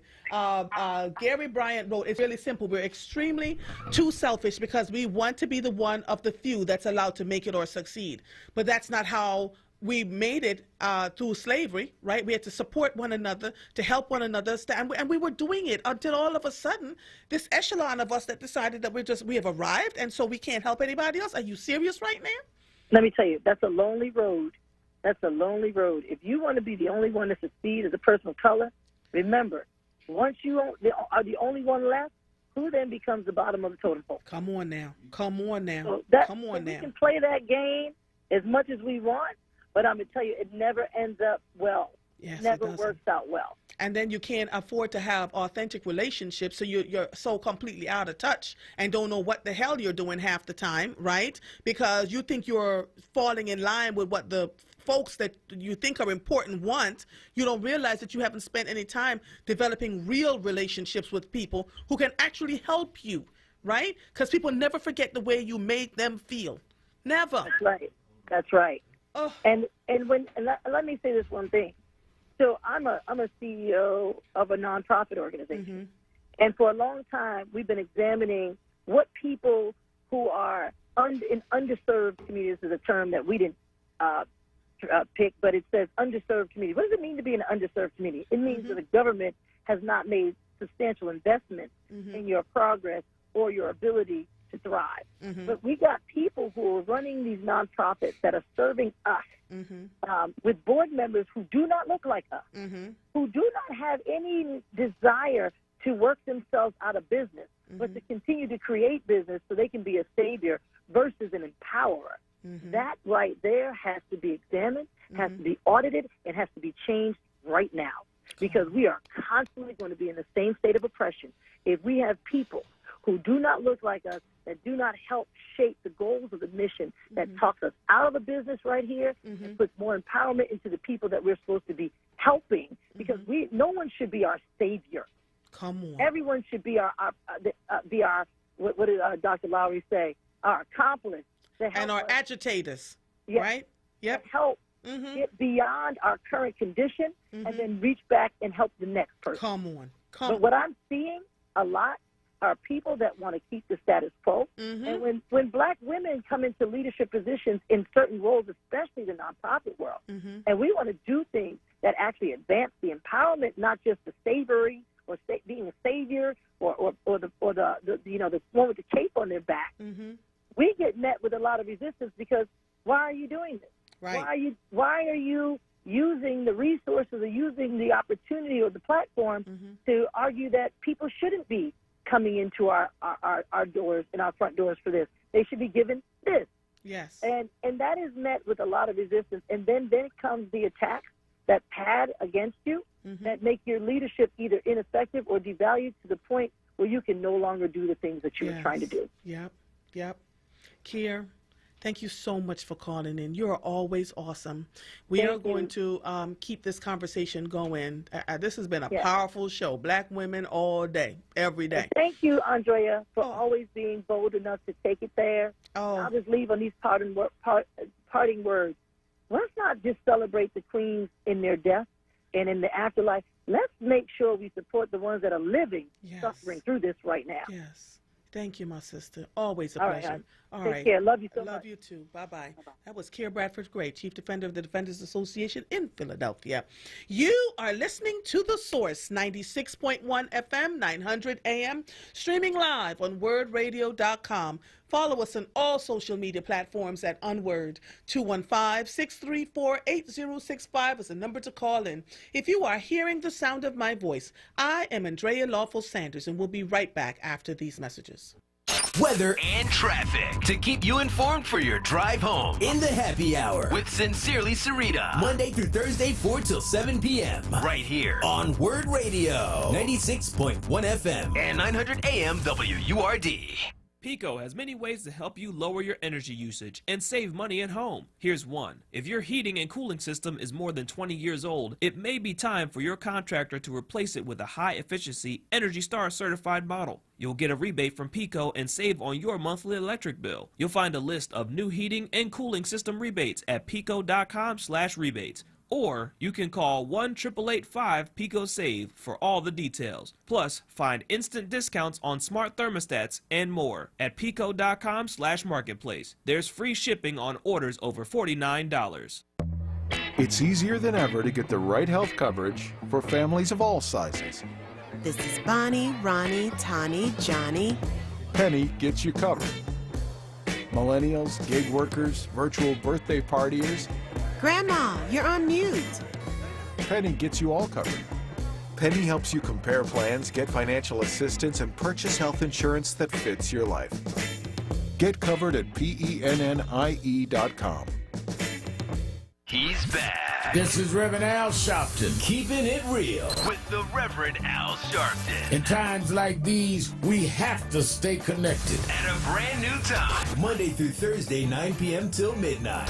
I'm excited that Keeping It Real returns to WURD. Keeping it real. With the Reverend Al Sharpton. Monday through Thursday, 9 p.m. till midnight. This program is pre-recorded. No phone calls, please. Keep it locked to WURD 96.1 FM, 900 AM, WURDradio.com.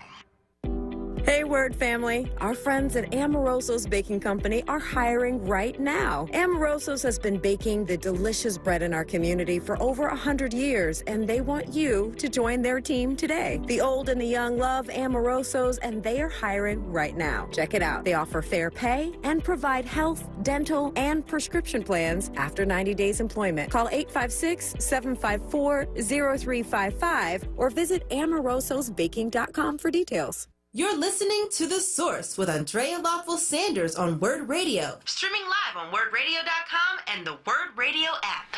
Welcome back to The Source. I want to thank you all for listening to me today as I had to get this out.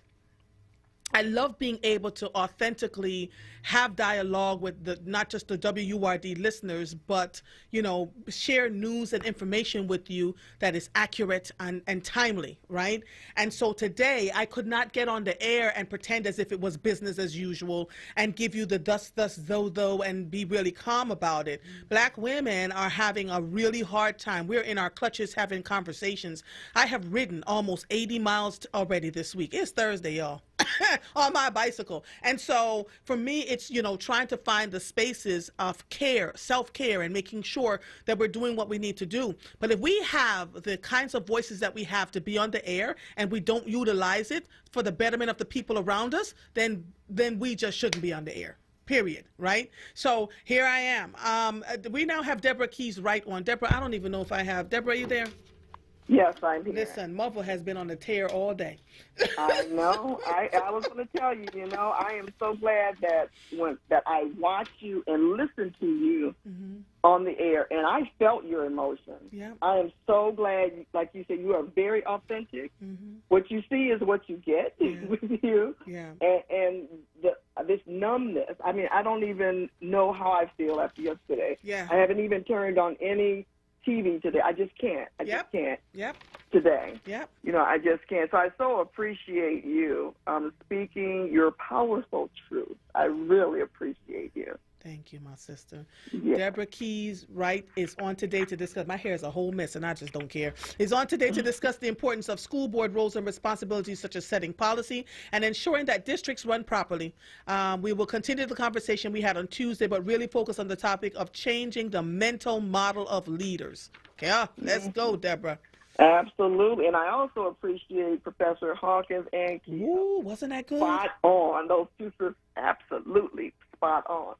And when we were talking about on Tuesday about just the mental model, this also applies to not only in education, but of course when you talk about housing, definitely in law enforcement, all of these entities where we have to focus on changing how individuals are used to thinking, because they're the way that they think and have been thinking for years, they're going to continue to treat us the way they have been until they are challenged. Until they are challenged. And, there are tools, research out there that individuals can use to help address this in all, especially in education. And the one we spoke about, talking about the water of systems change by Peter Senge is one of the researchers. If you kind of think of an inverted triangle, there are 6 conditions of systems change. But one of the most challenging one, of course, is the mental model. But at the top, you have the policies and the practices and the resources, which is where the governance team is. Right. The rules, the regulations, the priorities, and even with the practices, the activities that are targeting and addressing and making progress, what's going on in the organization. And, of course, the resource. Not only financial, it's human capital as well, and the knowledge base. And then the middle two, relationships and connections. That is key.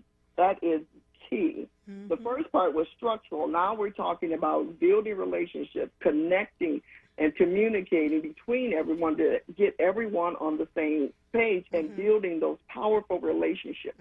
And then you also have the power dynamic. And this is pretty much the individuals and organizations that hold the decision-making power. And how do they influence this? Of course, that power, and connect that with relationship building. And so as we go down the inverted triangle, that's where at the bottom, mental models. Sometimes you try to start there, but you cannot. The work is from the top down. And if you have a chance to read The Water of System Change, it is powerful because it captures really the essence of this concept, which isn't new, but many of the leaders are influenced by the way that it changed greater impact when addressing a system of change. Who is the author of The Water of Systems Change? Sure. The author, there are 3, is John Kania, Kania, and Mark Kramer, Kramer, and then Peter Senge, Senge, and it's a 2008 one. And he's Peter. A lot of individuals quote him. He's a systems scientist, and a lecturer at MIT. Right. And so and so he really focuses on this. And so the one thing that's in there that is so important to focus on, Andrea, is this quote. Right. And we talked about this on Tuesday about the fish.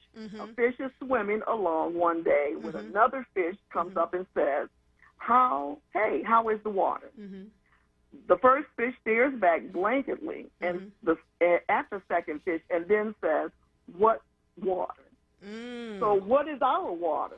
Right. What are we so accustomed to swimming around in. We get comfortable. So perhaps we need to jump out the water and kind of view it from outside of that in order to get the best view about the surroundings, because, again, we get so comfortable.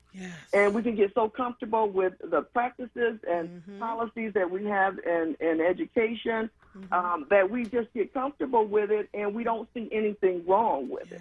We don't see anything wrong. You have to step back to see, okay, we do need to make change. And not everyone likes change. It's very uncomfortable. But until we make the change, we're going to continue to be treated the way we are. Our children are going to be impacted the way they've always been, that we are fighting for. But if we don't change the system, we can't do anything. We can do all of this talk, and you know, share our war scars on everything that we've gone through, but that doesn't do it. We have to challenge the system and be brave enough and be okay if you lose your job over it. You know what's so interesting? I remember a mayor of one town saying to me when I said to him, I am not someone who works with clients who just want to have a feel-good session. If at the end of the conversations that we're having and the training that we're having, I see no policy, there will be no policy change, I'm not the person that you want. And this particular mayor looked at me and said, you would give up that kind of money? I said, because it's never about the money, right? If you're not willing to shift and change the policies and procedures to make it a better place for the people to live in your township and to work there, then I am not the person you want to hire. And this is when I say, be willing to lose money, right? Be willing to walk away from the coins and feeling so wonderful about yourself. And as a direct result of standing in my authenticity and my truth, when people call me, they already know what to expect because the word has gone out. Do not call her if all you want is a feel-good session, right? And that's being willing to let the money go to do the right things. Absolutely. And Andrea, that's why we are so aligned with each other. Yep. Because even I've been working with boards and superintendents for over 20 years, but just independently the last 3 years.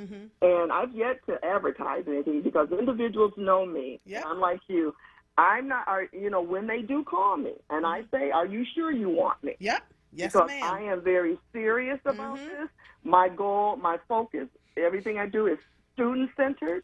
It's not about the adult issues, but I have a passion for boards and superintendents because I want to help them be effective and be able to collaborate effectively with each other because the children benefit from that.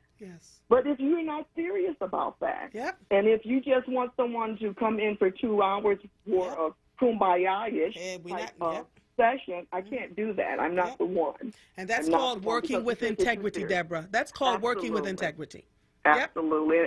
And we both are like that, and it's okay. I will leave money on the table because that's not what drives me. It's my passion. I'm not the educator as far as a superintendent or a teacher or principal, but I figure, what can I do? And this is my passion, to at least start at the policy level and assist boards and superintendents to stay focused on what's in the best interest of all children. And especially focus on the ones who are historically underserved, unapologetically. We don't have to apologize for that. And that's doing things through the lens of equity, meeting children where they are, giving them what they need when they need it, and not have to apologize and really cater to individuals or groups who will say, you're taking from my children and giving to those children. You know, and my question to them, who are those children? Who are you talking about? And so when you push back, they get uncomfortable. Individuals get uncomfortable, but I'm okay with that because I really want to have a dialogue with you because I really need you to understand that these children, whether the way you look at them is not who they are. And these parents care just as much about their children as you do. You know, Deborah. And they send their precious jewels to you, to the school system every day, and they expect you to educate them the same to the way. Highest degree. There the same you go. way. And so don't treat our children any different. And when you do, we have to call you out on it. Call you out and hold you accountable. And there are board members who are brave enough to do this, and I commend them, and that's why they continue their professional learning opportunities so that they know, they you know, continue to be equipped to understand this work of governance, because being a school board member, as you know, you're not credentialized, if you will, in this area, like superintendents, principals, and teachers. You have, this is your passion, this is your desire. You want to serve. And so that's why it's so important to continue to get your education and professional learning on this governance, because it's not a one-size-fits-all. You know, you have to have the guts, the courage, and all of that to do this work. And again, like I always say to people, it's hard work, but it's hard work. It's hard work. Yeah, it will tug at your heart. Yes. It really will. Yeah, Deborah Absolutely. Keys Wright, thank you so much. Thank I am you, rugging up Andrea. against, it's always a pleasure. I know you are, but you continue being Andrea Lawful Sanders. Yes, ma'am. Yes, ma'am. Yes, you are. Thank you for all you do. Yes, ma'am. Have a good one. You All do right. the same. Bye-bye. You are listening to The Source, 96.1 FM, 900 AM, streaming live on WordRadio.com. Follow us on all social media platforms at onWURD 215. And for the people who called in, hold on, I'm getting to you next. 215-634-8065 is the number to call in. If you are hearing the sound of my voice, I am Andrea Lawful Sanders, and we'll be right back after these messages. Weather and traffic to keep you informed for your morning commute on Wake Up with Word. Weekdays 7 a.m. till 10 a.m. hosted by Solomon Jones. Right here on Word Radio, 96.1 FM and 900 AM WURD. This is Councilman Kenyatta Johnson. We need every Philadelphian to be counted in the 2020 census to get the funding we need to recover from challenges of COVID-19. The census brings funding to Philly for education, healthcare, food support, public safety, and more. For every person who isn't counted, Philly loses $21,000 in funds over the next decade. You have until September 30th to get counted. Go to www.2020census.gov or call 1-844-330-2020. Don't delay. Get counted, Philly. Keystone First VIP Choice HMO SNP Dual Eligible Special Needs Plan has a 4 out of 5 star rating and is one of the highest rated Medicare plans in the region. Keystone First VIP Choice and you are better together. If you live in Philadelphia, Bucks, Chester, Montgomery, or Delaware County, and you have both Medicare and Medicaid, choose the Medicare plan that is working to help you get better care. Enjoy extra benefits at no cost to you with Keystone First VIP Choice. You get benefits like dental, vision, and transportation to and from your medical appointments. They also cover a fitness membership to a gym of your choice. $150 toward over-the-counter pharmacy items. There's no copay for doctor's visits. They offer a large provider network, a great prescription plan, dental coverage, and even eyeglasses. Plus, you don't have to wait for open enrollment. You can change your coverage every quarter. Keystone First VIP Choice. The name you trust, the service you deserve. Call Keystone First VIP Choice today at 1-877-686-1760 or visit KeystoneFirstVIPChoice.com. I'm Joe Biden, candidate for president, and I approve this message. But they've got the experience. I'm still in shock 3 or 4 years later that we're in this position now. Our democracy is at a pivotal point. From the top, we don't trust our government. We see the trouble we're in economically. We've got 170,000 Americans dead, and yet this president will do anything he can to make it seem like things are better than they are. I did more for the black community than anybody with the possible exception of Abraham Lincoln. It's our responsibility. If we don't lead that effort to make things better, we can't ask other people to do it. There is no good reason not to vote. Right, we need to have individuals that are in office like Joe Biden and Kamala Harris. They are our best shot to take us forward. And that's what makes me incredibly hopeful, but we really do have to work for this thing. To the thousands who did not vote, we need you to show up for our future and for our country. You cannot sit on the sidelines. You got to get in the game. Paid for by Biden for president. This is Word Radio, 96.1 FM and 900 AM WURD Philadelphia. Independent Black Media. You're listening to The Source with Andrea Lawful Sanders on Word Radio. Streaming live on WordRadio.com and the Word Radio app. Oh, I need to take my mask off. Welcome back to The Source. Hold on. Wait a minute, because I don't want to talk to you through this. I make sure that I clean my microphones and put clean microphone covers on each time and Lysol down everything before I sit and touch. Jeff from Clifton Heights. Jeff, are you there? Yes. Hi, thank you so much. Listen, I came in like a roaring lion today, boy. I know you did. I heard you. What's up, sir? And I'm glad for it, because we need that. We need that passion. But what we also need is, and as a black man, I have to forgive me for calling in so much, but this is an election season, and I'm very politically oriented. And like I said, I grew up in Jim Crow, Alabama segregation. Under George C. Wallace, it was the governor. Okay, I need to talk to the black men out there because they're the ones who need to lead the way in protecting our families. The Breonna got murdered the way she did, and her boyfriend, it could have been her husband. It could have been a wife there and children. If we're going to protect our families, we have to know who the enemy is first. This is a war. And if we're going to go, if the black men are going to go to war as warriors, you need to know what your weapon is. You need to know who the enemy is. You need to know who the general of the enemy is. This is just like you're on a battlefield. Yes. The southern white male conservatives, okay, they are the enemy. They were the enemies during slavery. They lynched us from trees. They burned us alive in Texas, okay, and castrated us. They've done all kinds of things. And now they're going to use the military, which is the local military, the police. And the judicial system. Exactly. And also the judges. Once you get past the police, it'll be the judges. And then when you get into prisons, it'll be the correctional officers. Okay, so heed my warning. I'm talking to the black men out there. If you want to protect the women, our women folks, so to speak, and our children, and keep people like Breonna Taylor protected, you want to know a step-by-step process because men think differently from women. Women are all into the conversations and all this kind of thing. And what happens is men check out. And they say, I'm not going to vote. They just check out. Okay. So to keep the male people engaged, we got to make this like a war sort of thing. Now, what do they have to do first? Identify the enemy. White male conservatives have always been the enemy, and they influence black men.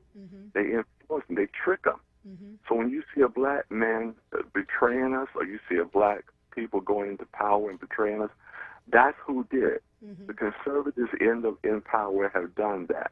Now what happens is the liberals are constantly trying to react to the conservatives. So they also end up messing us up because they're trying to play the game of the conservatives. Okay? So that's where the problem is. Now, a lot of black men are conservative, so you have to vote for the Liberal Party temporarily, just because the general, they found themselves a general, and that general, his name is Donald Trump. They found themselves, they had never had that before.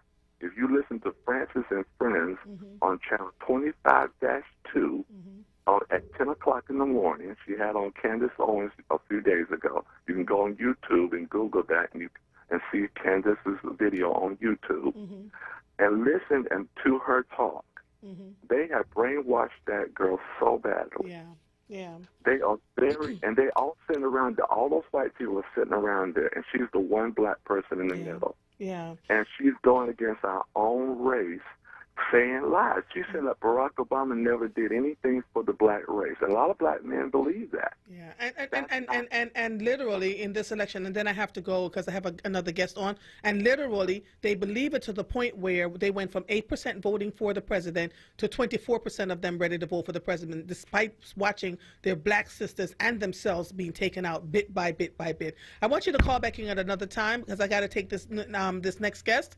But thank you so much as always, okay? All right, my brother. All right, bye-bye. He made some seriously good points. Lord help me. Right now, it's Sadie on the line too? Sadie and Mal. I'm not even going through the no. The formalities. Don't even know that. Life in the diaspora. How are you? Listen, Sadie and Mal. Sadie, you know how you were all like fired up last week when we were talking to you?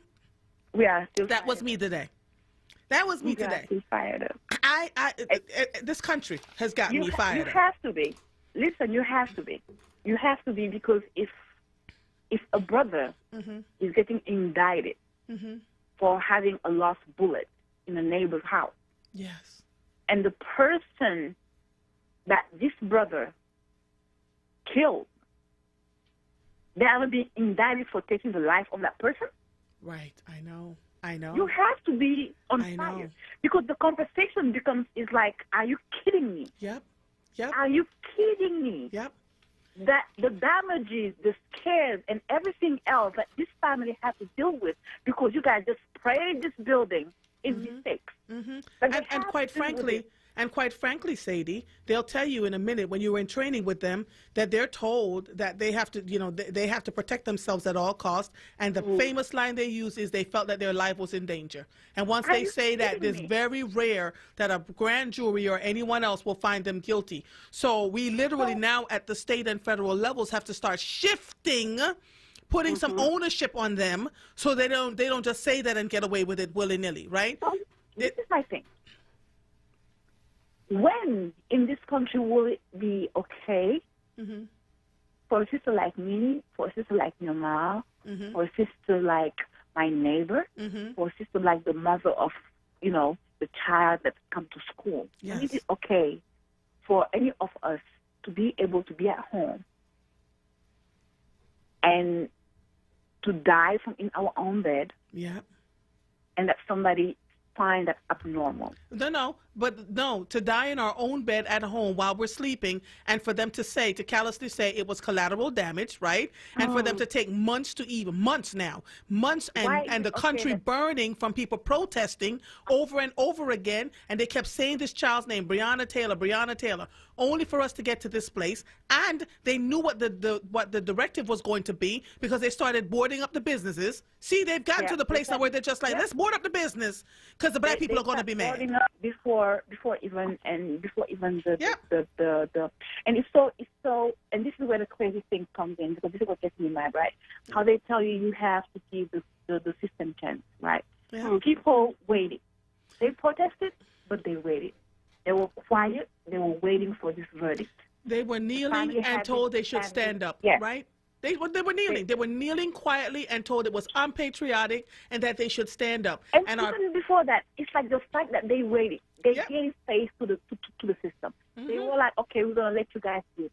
We are not going to interfere. We're going to listen because we are just going to remind you we're here and we're waiting for justice. That's all what we did. Yep. We did not go in anger. We did not go in anything. We were like, we're going to let the system do what the system has to do. For you to come tell me it's okay that she lose her life. Yep. And it's okay for her to be collateral damage. But we can't say that it's war. Yeah. So when you talk about the war of black people, you say, well, don't use war. But you can come and tell me it's collateral damage. But here's the thing. Only when we are in war. All right, so listen to this, Sadie and Mal, because all of us are immigrants, right, that are on this line. Do you not see how deliberate this all is?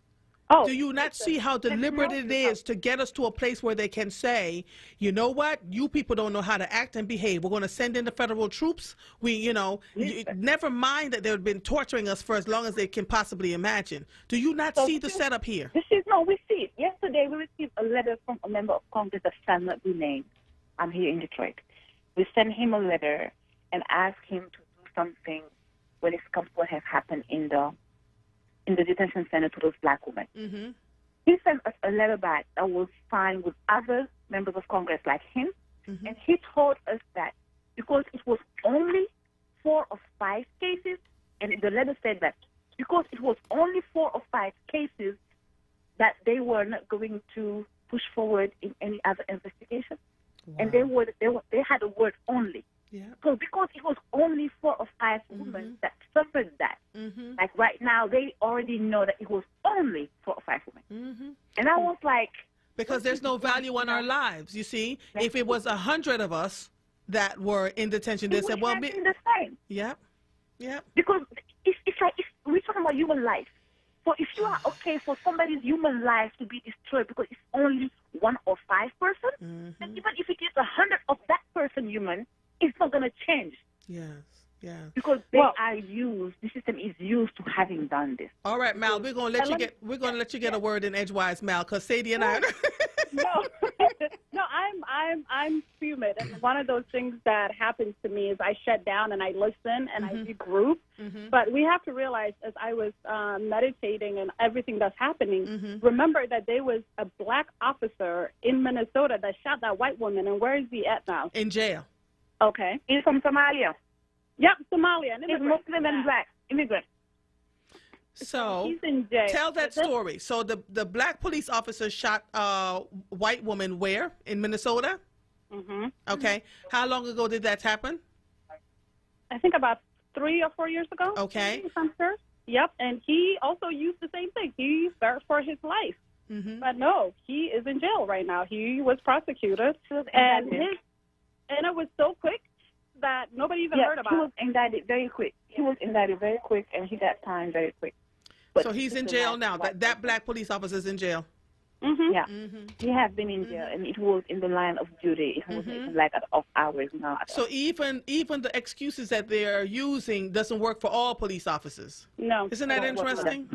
It does not. But then also, too, now that we're in this election, because I definitely we need to bring this back to this time. So as of September 14th, the Ninth Circuit Appeal Court overturned the protection, TPS, which is temporary protection status for those that are coming from countries. So the countries that are affected right now are El Salvador, Haiti, Honduras, Nepal, Nicaragua, and Sudan.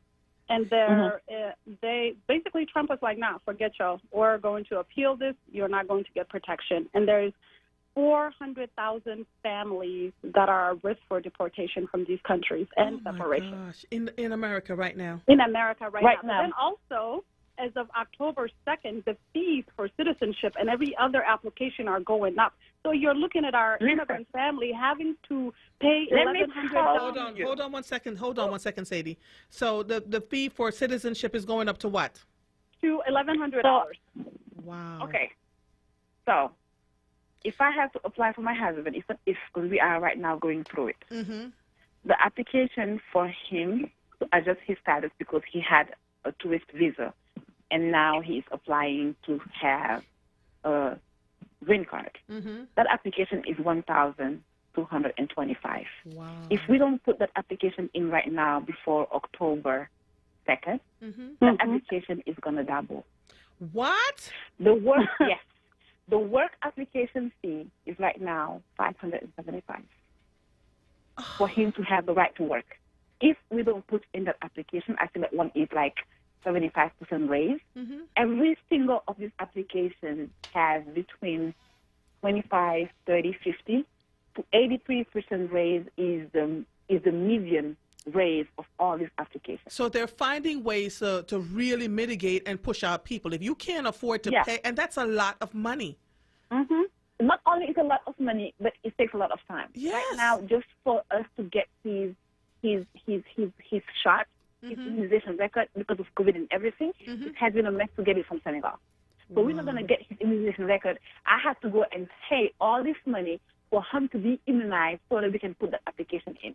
And all what we do, we have been spending more money to beat the deadline. And if we don't beat the deadline, this almost $5,000 we put into his application are going to have to almost be doubled. I don't have it.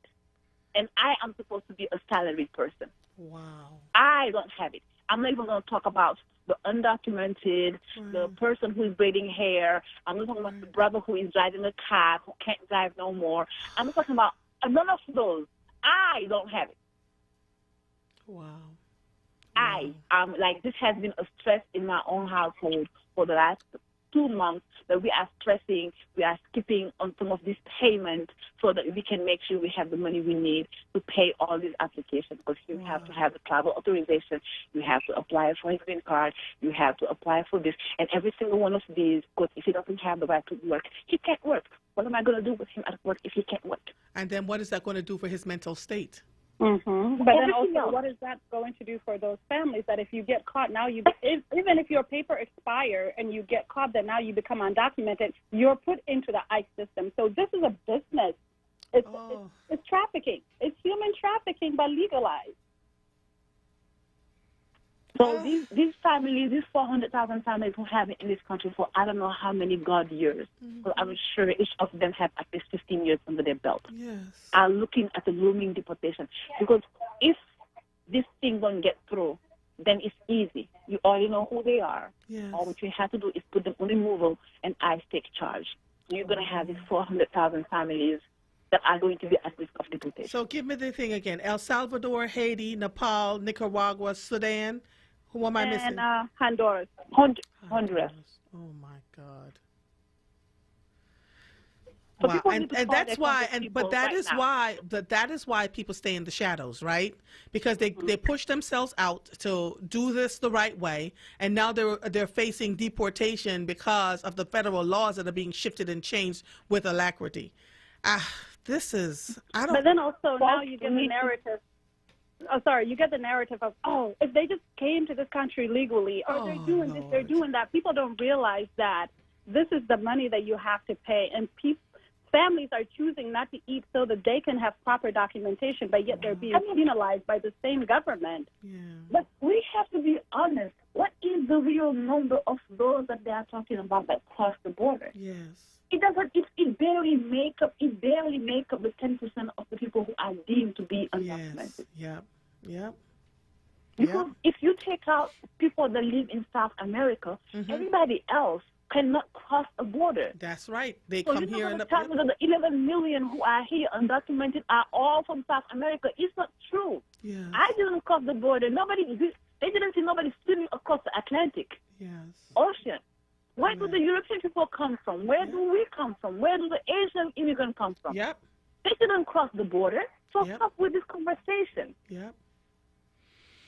It's all about creating fear.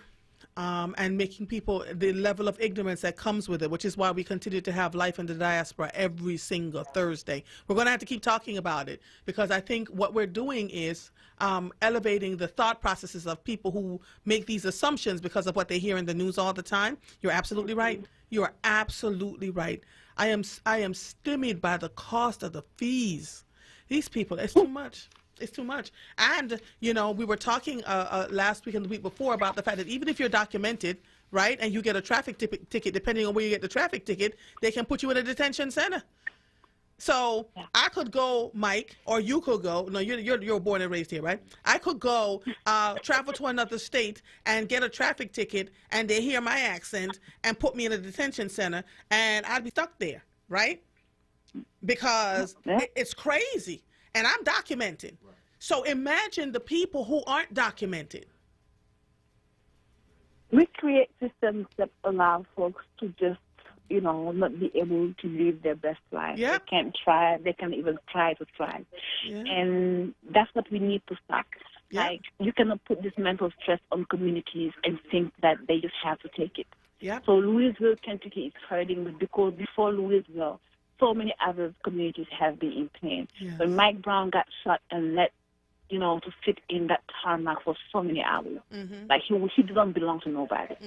Like he didn't belong to nobody. He had a mom at home. Laying in the street dead. Yes, and they just let his body sit there for hours in the boiling sun. Yes, and it's like there is so many levels of dehumanizing.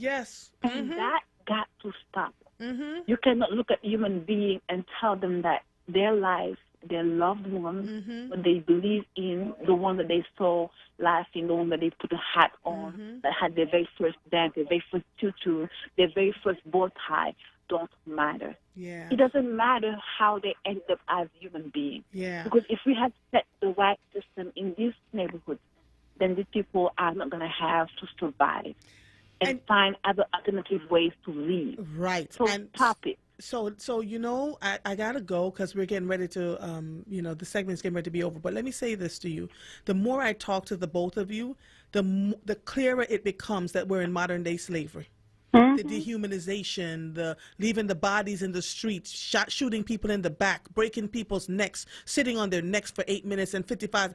All of it is the dehumanization that and telling people that we're not changing the laws and you're going to have to figure it out. And when people start to protest and start burning things down, oh, see, they're the animals that we thought. And it's a vicious cycle that we have to continue to build ourselves up and find ways to live and thrive despite what is being thrown our way. One of the things we have to vote too, but here's the thing, Sadie, let me tell you this. One of the things they say about us is that we're so resilient. They're trying to break us by any means necessary. We don't have to be resilient. We just have to leave. We don't want to be resilient. We want to leave. Yeah, that's not enough. But then we also have to learn from history. This is how genocide starts. Yes. These are the signs of genocide. Yep.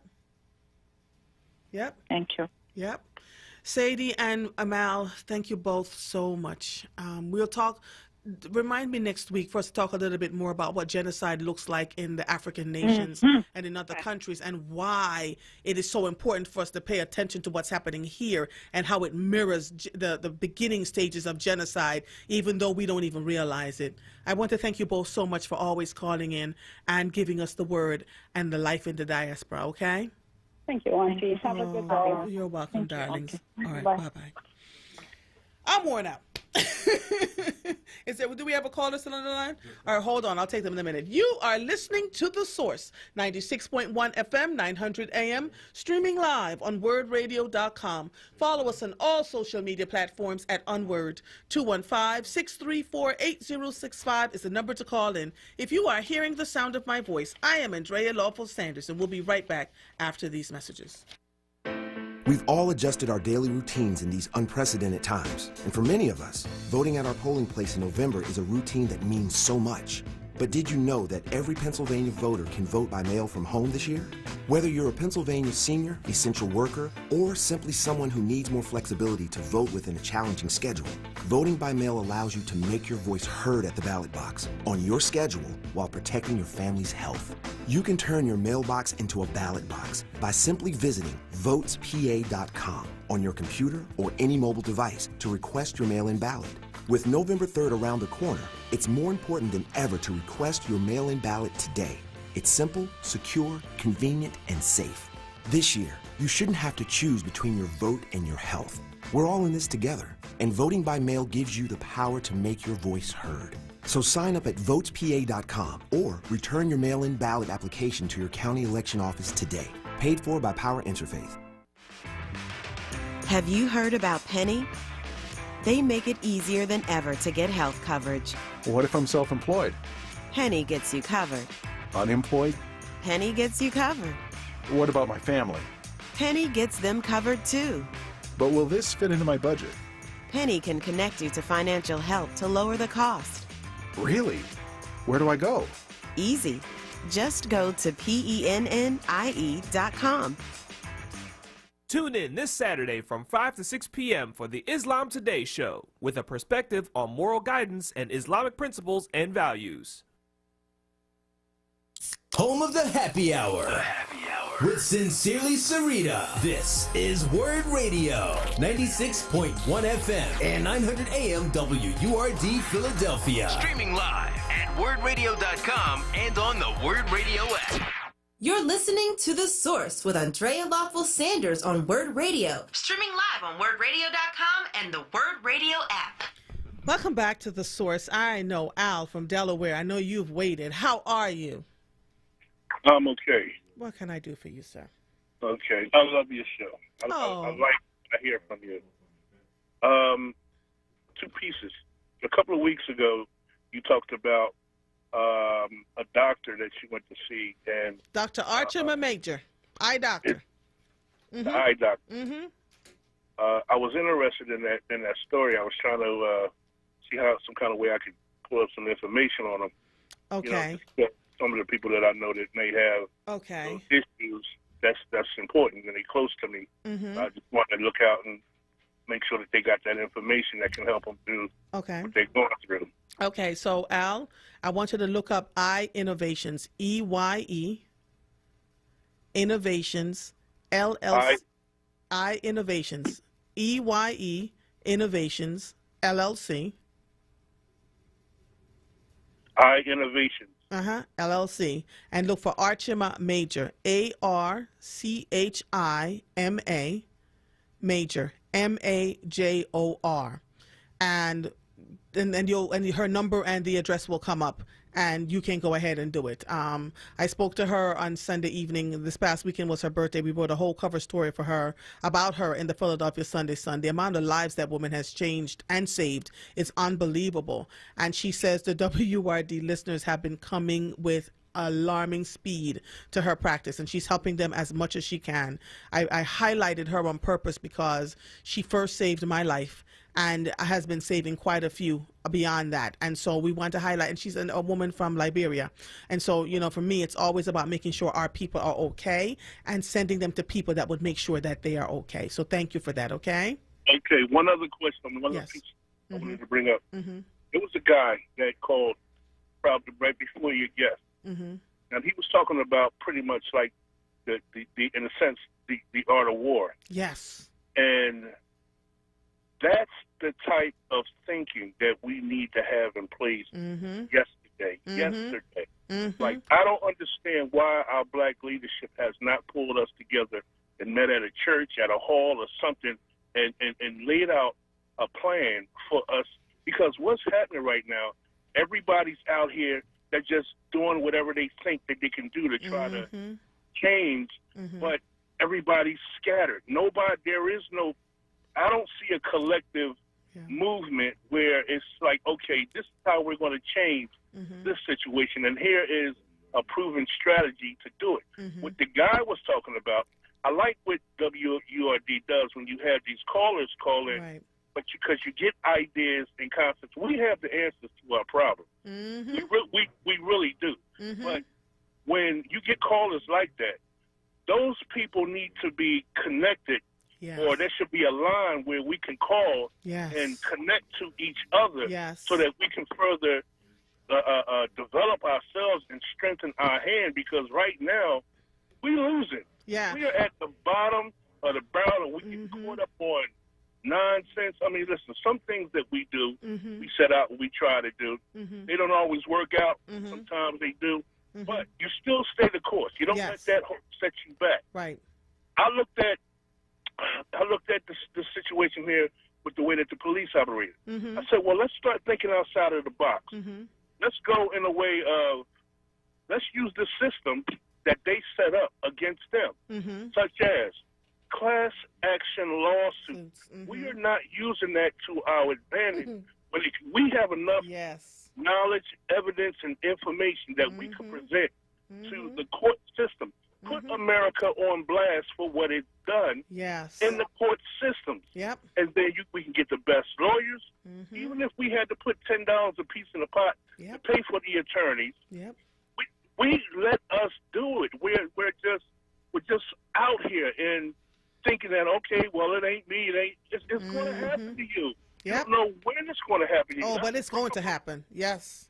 So we need a plan. We need a real plan, not these bogus. Listen, I'm not calling nobody short for whatever they're trying to do, but collectively we don't have a plan. That's why we're out here and we're scattered.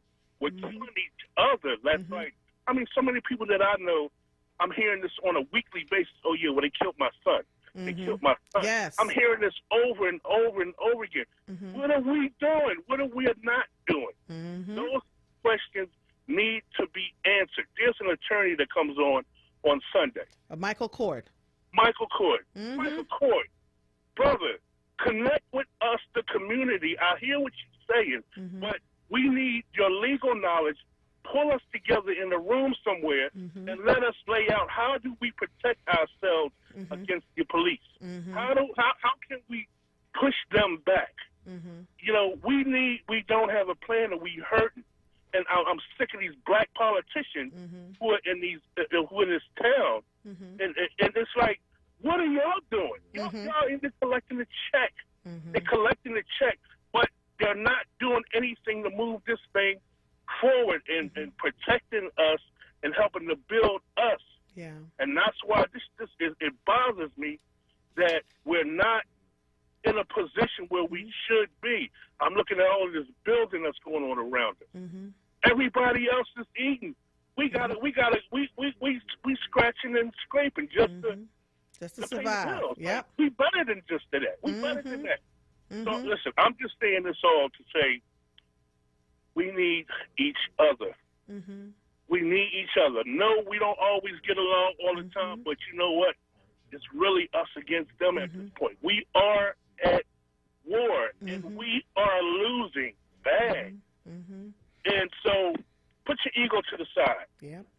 Whatever we need, whatever differences we need to straighten out, let's straighten it out, get over it, and come with something that's going to be solid to change our circumstances, because it could be me driving home. Yes. And, there you go. And I get pulled over, and next thing you know, I'm another statistic. Yep. And I'm a dead father to my children. Yep. You know, and wife, and so on. So, but what are we doing about it other than we talking? Yeah. It's talk. That's great, but we're doing nothing. I listened to Down the Dial. Some people playing it. He said it. The conservatives are the ones He's who absolutely have right. been killing us. So if that's the enemy, we know that's the enemy. We have to prepare to fight against the conservatives or anybody else. And then the Democrats, they're weak. They are weak. So all of them guys need to go out of office. 30, 40 years in office, and what? What are we getting out of it? What are we getting out of with the efforts that they're supposed to be doing? Nothing. So replace them. Replace them or create alternatives to the system. Yes. These systems that they set up. Now, I know I said a lot, but yes, you have. a lot on my I want you to hold on, because Mike is going to give you the number, okay? Just hold on. Mike's going to give you the number to the doctor's office. Just hold on. Okay. All right, he's got it for you. Hold on, okay? All right, bye-bye. George from Center City. George? George? Good evening. Now, you know I'm fired up today, right, George? You are. Have you been listening, George? I've been listening. Okay, George, what you got today?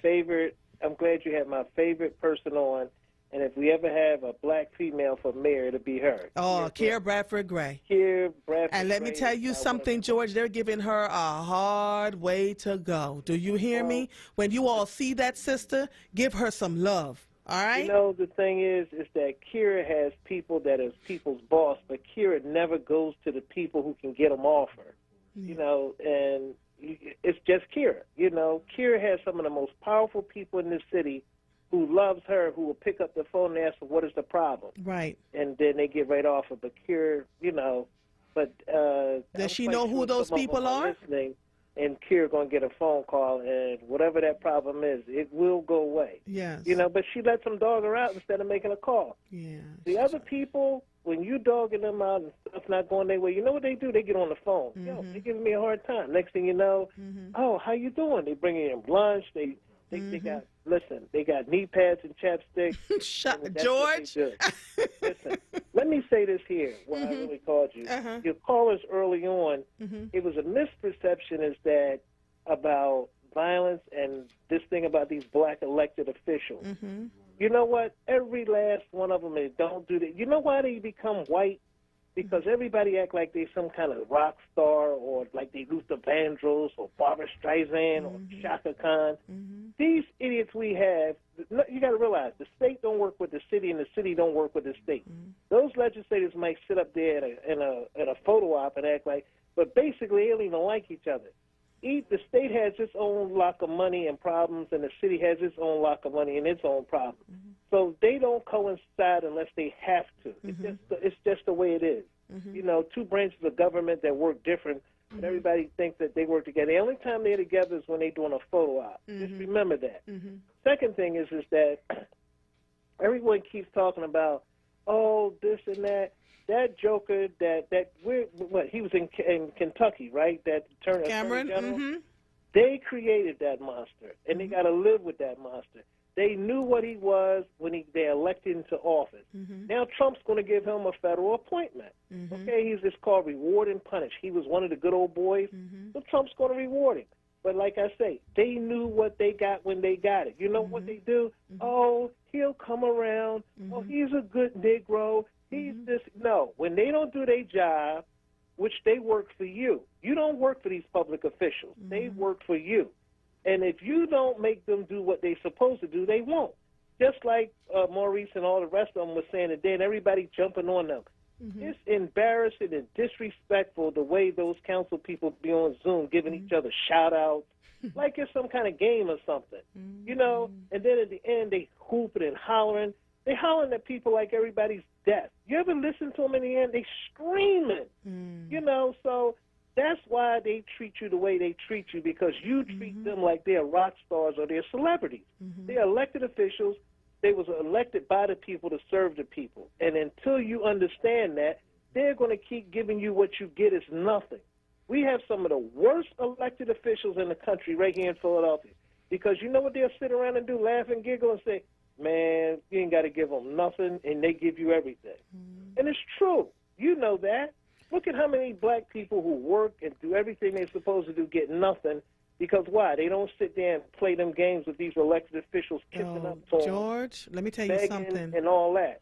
But until you, that's why listen, I'm not in the reward business. They paycheck as they reward and they praise. I'm not sitting up there, you're not doing your job, going to sit up there and praise you, talk good about you. No, I'm going to talk about what you don't do. And all those people who suck up to them, just ask yourself, what do they have? They don't get nothing. They don't get no respect. Their neighborhood looks like nothing, because you know why? I heard John Street say this, and it always stuck with me.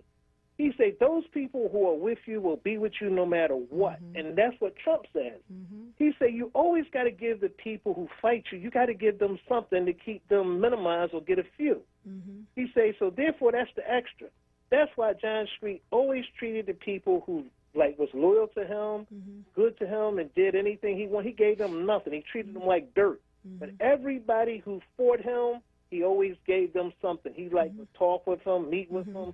If they needed their curbs and sidewalks done, and whatever they needed, he tried to accommodate them, which made sense. People who fight you, you don't want them to fight you, you give them what you want.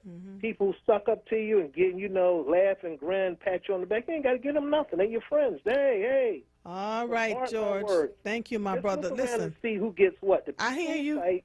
I hear you. And I've been paying attention, George. Nothing. I've been paying attention. Trust. Okay?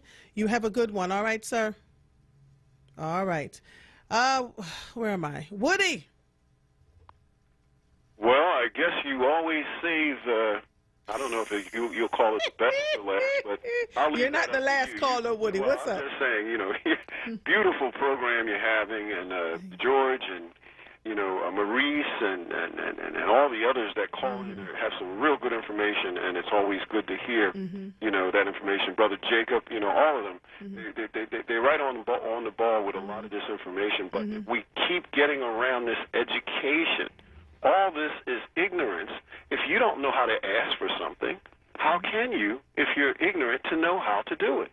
See, a lot of people do not understand this whole concept, and that's why I said we need that office. That office is going to draw a lot of people.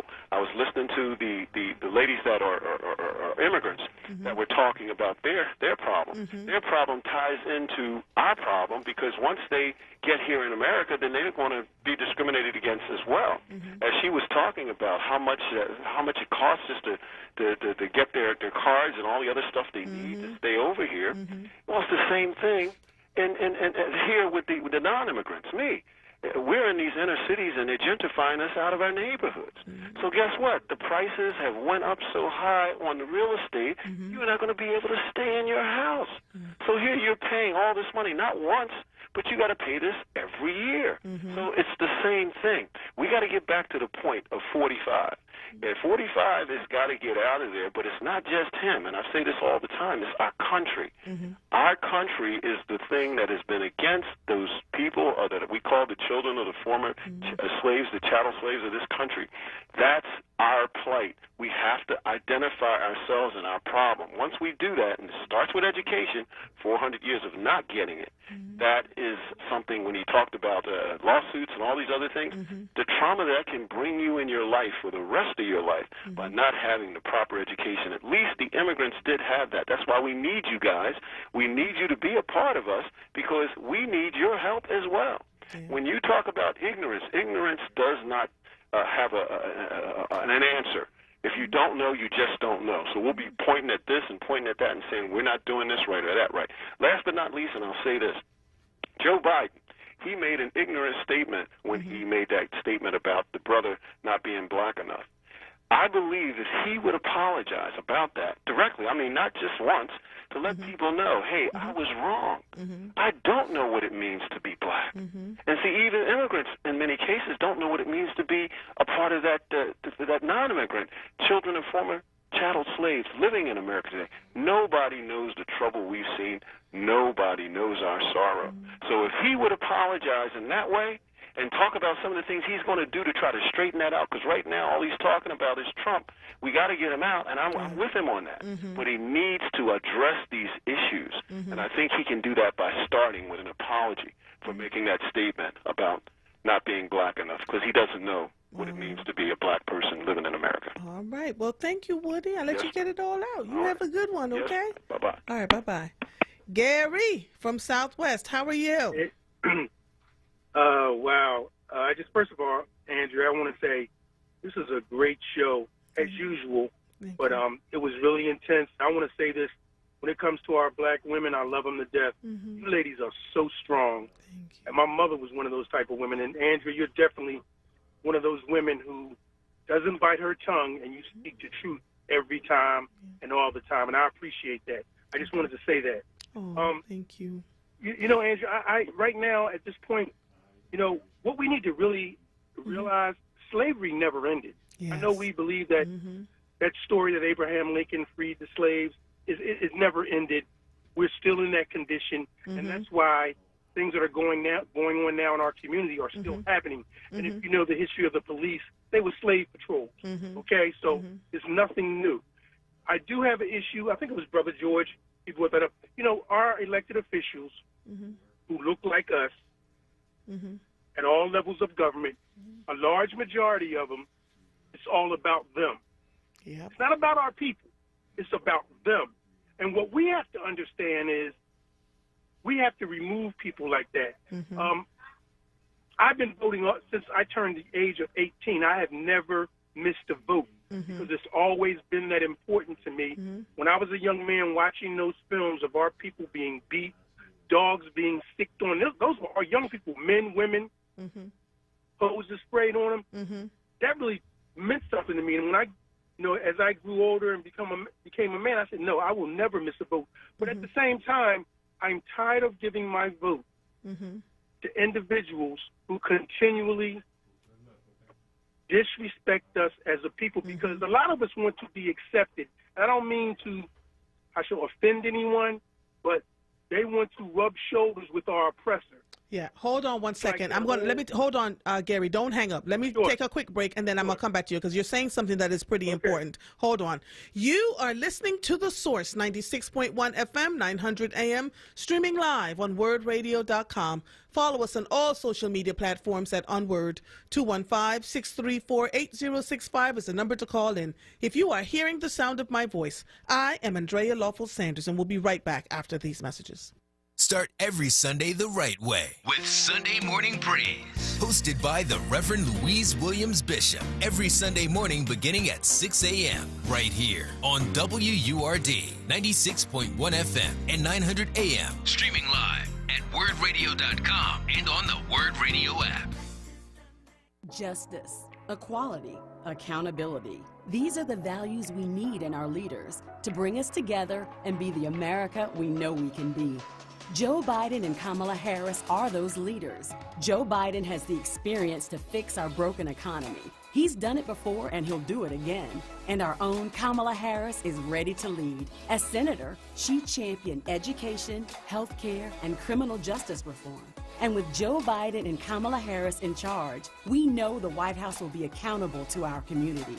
For 4 years, our country has been run by inexperience and corruption, but we have the chance to turn it around with values rooted in our common goals and the leadership of Joe Biden and Kamala Harris. Paid for by Black PAC and Unite the Country. www.blackpac.com and www.unitethecountry.com, which are responsible for the content of this advertising, not authorized by any candidate or candidate's committee.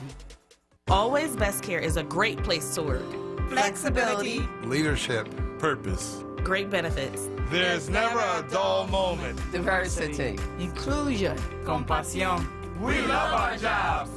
If you're looking for a great place to work, you can join our compassionate Team Green. You can apply online at teamgreenabc.com or call 267-909-9248. Teamwork makes the dream work.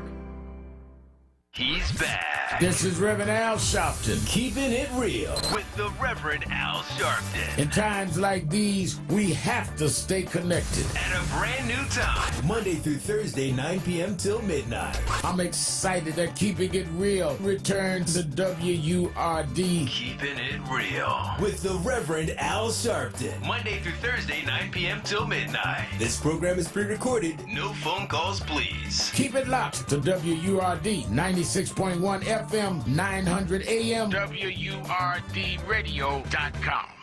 First started in 2011, Philly Tech Week is an annual week-long celebration of technology, entrepreneurship, and innovation in the Philadelphia region. This year is the 10th annual Philly Tech Week presented by Comcast, now fully reimagined as a week of virtual events, from professional development seminars to highly engaging interactive virtual parties. You'll get connected with the ideas, tools, people, and processes that are building a better future for all communities. Virtual events run from September 21st to the 25th. Learn more and build your calendar at phillytechweek.com.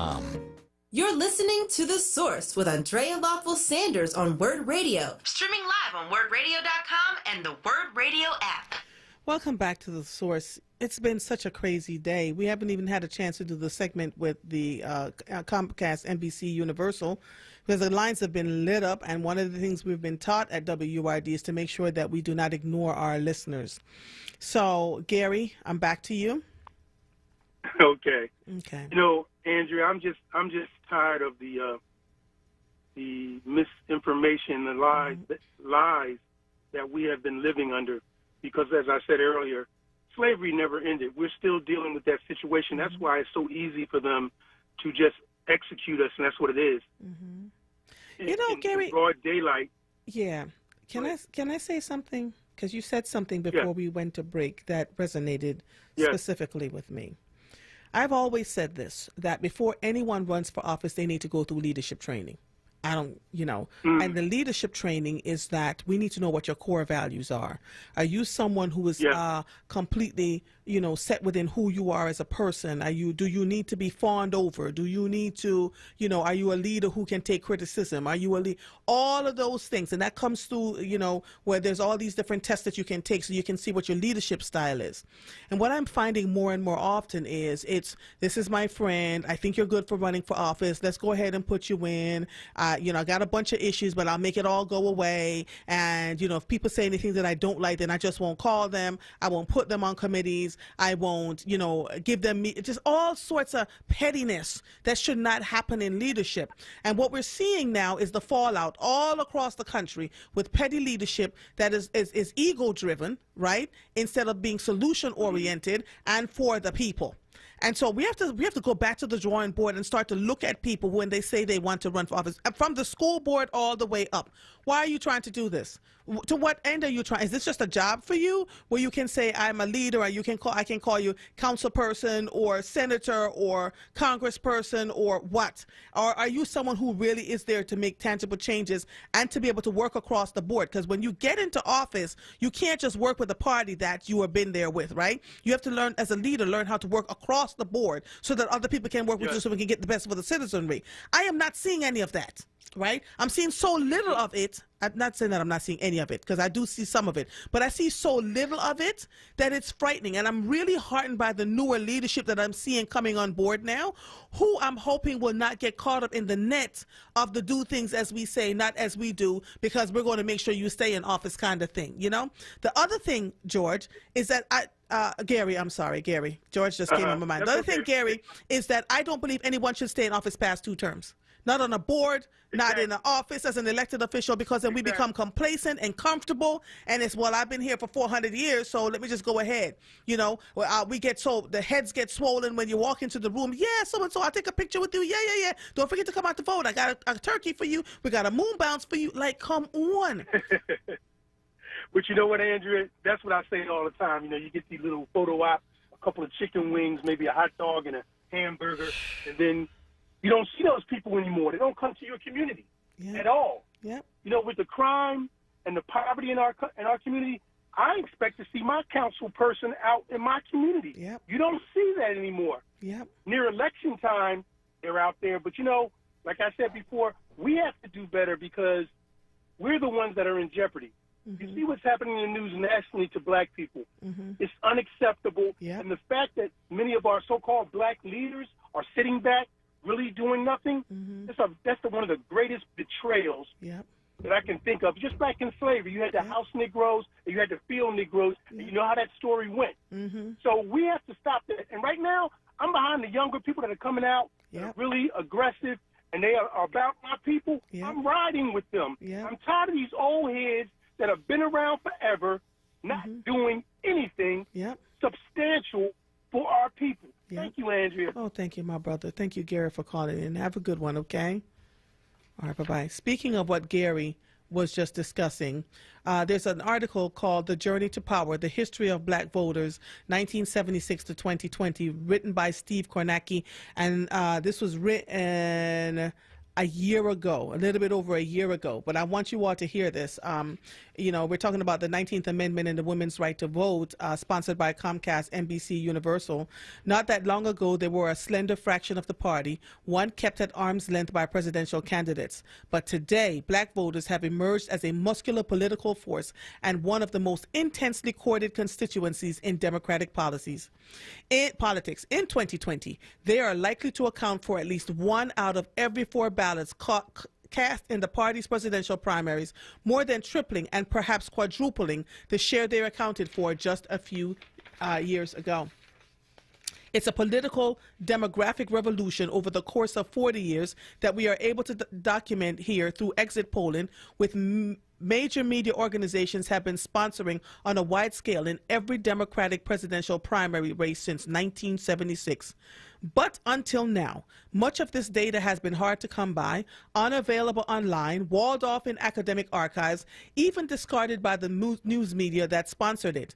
But thanks to the assistance of William Meyer, a political scientist at Northeastern University and an expert on presidential campaigns, NBC News has assembled for the first time a publicly available state-by-state record of the black vote for each of the 9 competitive national Democratic campaigns since the inception of widespread exit polling.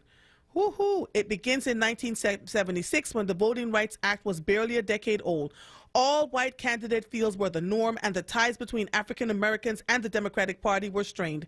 And it extends through the 2016 campaign, by which point that bond had strengthened and sealed, all while a broader reshuffling had pushed older and blue-collar white voters towards the GOP and left Democrats more reliant than ever on support from non-white voters.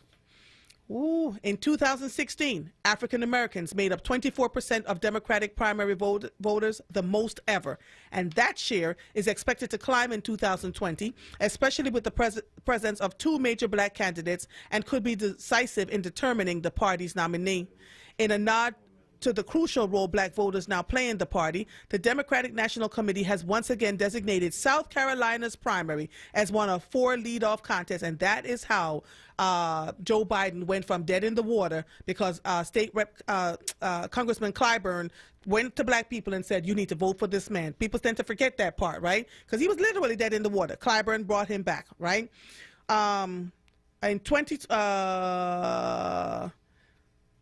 To what degree will they be motivated to back a black candidate? And that's the thing that we want to know. I'm going to come back and do some more of this. And if that is a significant factor, which black candidate is best positioned to benefit? Will divisions within the black electorate emerge based on age, gender, geography, or other factors? Geography. Will any of the non-black candidates attract significant support from African American voters? Could Joe Biden's decades of relationship building with black party leaders, along with memories of his partnership with Obama, translate into endorsements and grassroots supports? The answer to that is absolutely yes, because we see it happening. I'll come back and talk more about this on Monday, because I don't want to rush through it. I have to get ready now to get off the air, because Sincerely Sarita is coming on next with Happy Hour. I want to thank you all for listening. You know, as newscasters, as news reporters, as journalists, we have feelings too. And while we come on here and we try to drone on through and give you the facts and give you what you need to hear and know, we have to have a place too to really get ourselves together and talk to you honestly about what we're feeling and thinking, because it is just not acceptable. I want you to keep us all in the light. Right? Continue to make your plans for what you're going to do. And the last thing I'm going to say is do not publicly share what your roles and plans are, because that's how they get us every single time. I am Andrea Lawful Sanders. I'll see you when I see you. Goodbye.